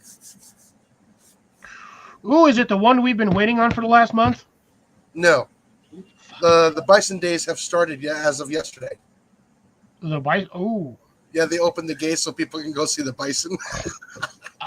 Yes. Tis the season. I'm waiting for the first video. Tis the season to get trampled. Yeah. Don't pet the fluffy cows. It may look soft and comfortable, but don't get near it. Nope. It's like getting hit by a small car with horns. Yeah. Hobby is a hobby. There you go. I got a lot of them. I got too many. This is the most expensive hobby I had. I probably spent over 10 grand on. I'm not doing it anymore. Yeah, mine are all covered up.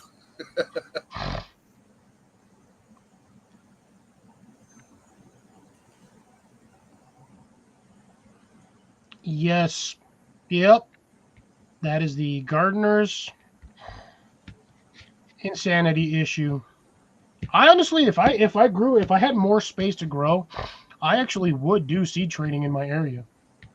But I don't know a lot of growers down in my area. I've got a couple here and there that grow mainly flowers, but not a lot of people that are growing like how some of the rest of us are growing. You know, you got a variety: tomatoes, beans, squash, carrots, most root vegetables, or your climbers, squashes, things like that. Can I pet that dog? No, you cannot. I've seen the original video for that. I ran across that one time. She wasn't trying to pet a dog. It was some little kid trying to pet a bear through her on the porch. Yeah. And her mom's like, no. And he's like, can I pet that dog? No. That's not a dog. That's a bear. It's a small brown. I think it was a brown bear. I think it was black. Well, brown bears can be black. And black bears can be brown. Yep.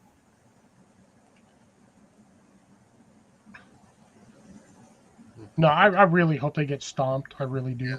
Or oh, can I go pet the murder kitty?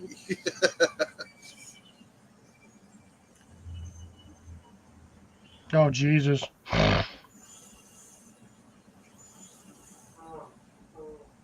Damn, work just called. That sucks. Now tell me you're already off of work. You can come back tomorrow. Yes, definitely, Deb. We would like to see more of you. It's been a hot minute. You have been missed. There has been a few honorable mentions of your name in the past. Oh yeah. Wondering where you have been. 'Cause Yeah, I it's- do remember all of my peoples, and I do occasionally throw a shout out to hopefully see if they'll pop in. Yeah, you're still waiting for some of the other guys to pop in that I haven't met yet either. Yeah, you haven't met Johnny. Nope. I think I've met Jason once when he was on vacation and he skipped past you Jason. last year. Oh, McDaniel? Yeah, because we caught him on a live. He just happened to pop up and he was in his vehicle. Yeah, Was that there's a lot, man. We haven't had Tyler on in a while. He usually used to pop in all the time. We were always in each other's lives. Now, dude, it was funny. For the longest time, everywhere I went, I was always running into Tyler. Mhm. It's funny. We were always on the same, like, 8 YouTube channels. Like, every time there was a live, we were there. Which is why I'm a moderator on a bunch of random channels that I haven't been to in a while.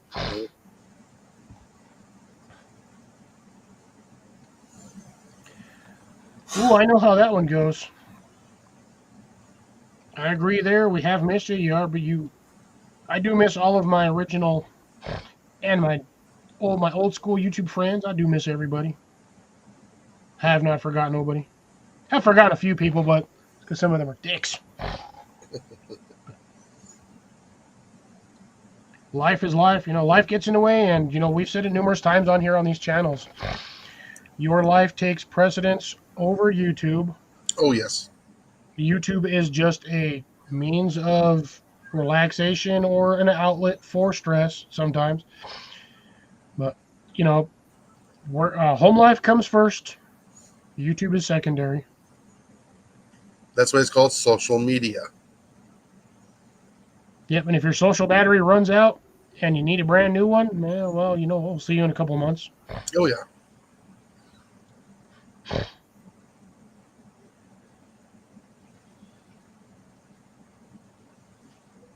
Bill, how much crap are you going to plant in your neighbor's yard? on your buddy's property.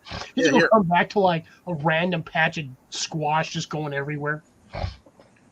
He'll be like, he's going to call you up and be like, Bill, why do I have like 35 tomato plants over here? Yeah. And why do I have like 8 mushroom logs? Mind your business. Because you weren't there and I planted them. That's what I did. Oh, she says, but she's lurking for a while.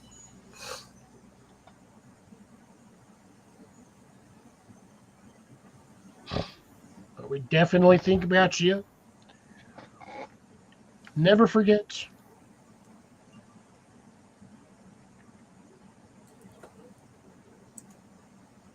Oh yeah, I've darn near hit a herd of buffalo on an icy road, and yeah, I damn near barely missed them. Well, I barely missed hitting them. That's what I was going for. There you go. It was a too close encounter. Hey, no worries. Lurk all you want, my dear. Lurk all you want. Like I said, I'm always ecstatic when I see a old friend pop in. Here, I'll go I ahead. haven't seen in a while come up. I'm like, yeah, they're still alive. Because we've There's had a lot of I've lost a few YouTube friends over the last year to year and a half. So, a little sad, but Well, we lost 2 last year.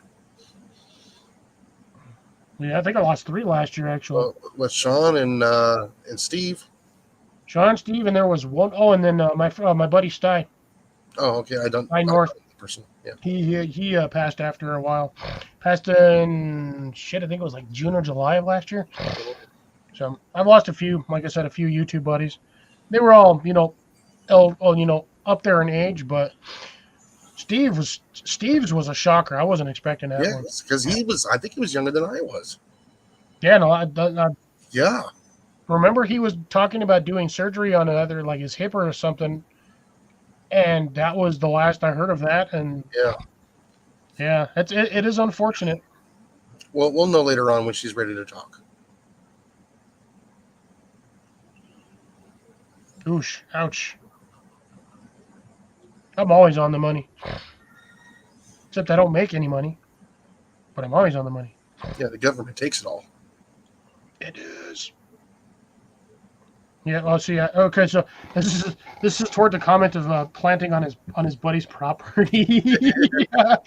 On the money, yeah, no joke. Pretty much how it's going to happen. He's Well, gonna like I said, I got a lot of stuff on my mother-in-law's property right there. I put that in there so somebody can check out my channel. So, All right, take care, Nicole. It's good seeing you, Okay, dear. Work good your night, sweetheart. Have a wonderful night, and be well, be safe, and don't pester, don't torment the grandkids too much. Love you, dear. no, you just give them Okay, kids, kisses. send them home. Right now, the little ones, they're in the same house. Oh, no, don't do that.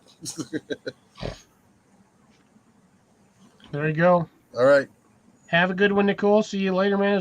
Dear, it was good to see you. Nice somewhat meeting you. Ooh, is that a Nicole? Everyone's giving her some love on the way out. Well, it's nice you got people coming back.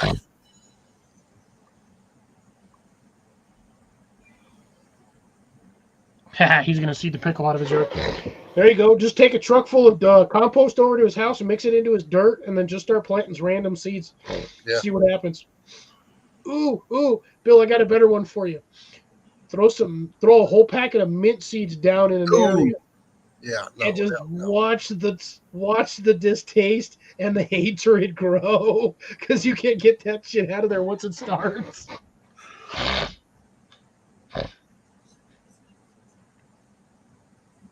Oh, she's still waiting. Okay, he hasn't shown up yet.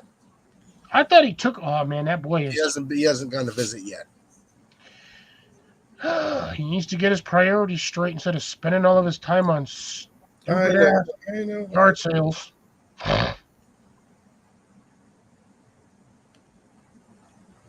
Yep. See, she's only got a couple of us. Or better yet, you can plant some lemongrass. I don't know if the lemongrass would do good in clay, but I know mint does not give a crap what dirt it's growing No, in. it doesn't. No, It just doesn't. grows. I've seen mint grow in rocks, just randomly out in the bush. Like, Oh yeah. you just walk around on trails and you're like, wait, is that mint? You go over there and rub it. It's mint. It's growing out of a crack in a rock. Yeah. I'm like, how? How is it even growing over there? There's no dirt in it. Yeah. How did it get there? It gets Yeah, water. how did- No, it grows. The thing is, how did it get there? Birds. Yeah. Wind. Yeah, wind. But that's the thing, though. The seed pods on that look like the top of a cattail, Yeah. but there's no like berries or anything on it. It's just a seed pod Hmm. that's about an inch to an inch and a half long. It almost reminds me of what is it?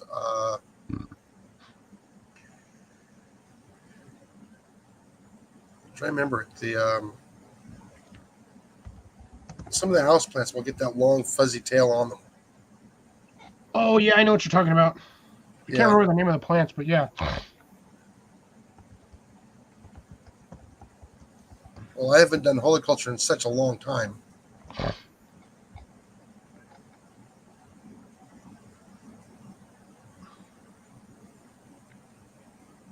Sticker burrs. There you go.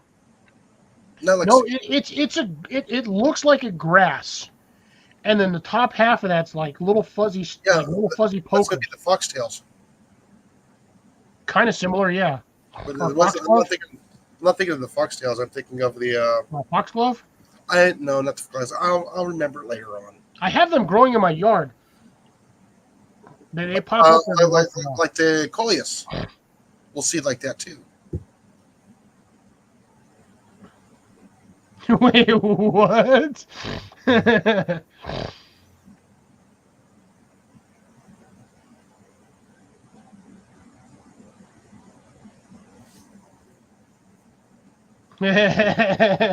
You can compost anything. You just got to worry about the seeds popping up next year. That's the only thing. Oh, and for the love of Christ, I've told people this before. If you have a large farm or farming property and you have mint growing anywhere you don't want it, do not make the mistake of running over that with a freaking plow. No, you'll just spread it. Or a tire when it's seeding. You will never, if you plow that into your dirt, even if you turn it over, it does not matter. You have just spread that patch of mint 10 feet. You'll never get rid of it.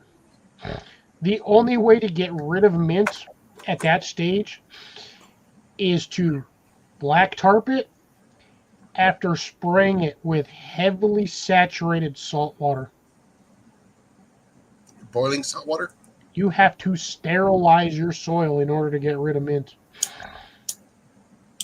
That's when you probably have to cover it up and put down the katana. Yeah, you'll have to, you got to cover it with a layer of cardboard and probably a foot of hay or mulch, and then cover it with a black tarp. Yeah, well, before you cover it up, spray it with katana. That's a pre-emergent. There you go. That was a Japanese sword. They call it katana. Good But stuff. yeah, do not ever plow mint. You will never see mint. Yeah, yeah, that stuff is like $1,100 for a half a gallon. A la Modi's. Yes, I know. That's a mortgage payment. Hold on. There, okay, I got it out. No, I've had to spray that stuff before. It's expensive, and that only covers an acre. Oh, you're also mixing it with water, though, aren't you? Or is it you're using Yeah, full you're mixing with concentrate? water, but that container covers an acre. That's all it does. Well, that's still not that bad because that's what you mix the concentrate with. That's what, about 500 gallons of water or 1,000 gallons of water? Oh no, like you're talking like 60 gallons of water. Ooh, Jesus.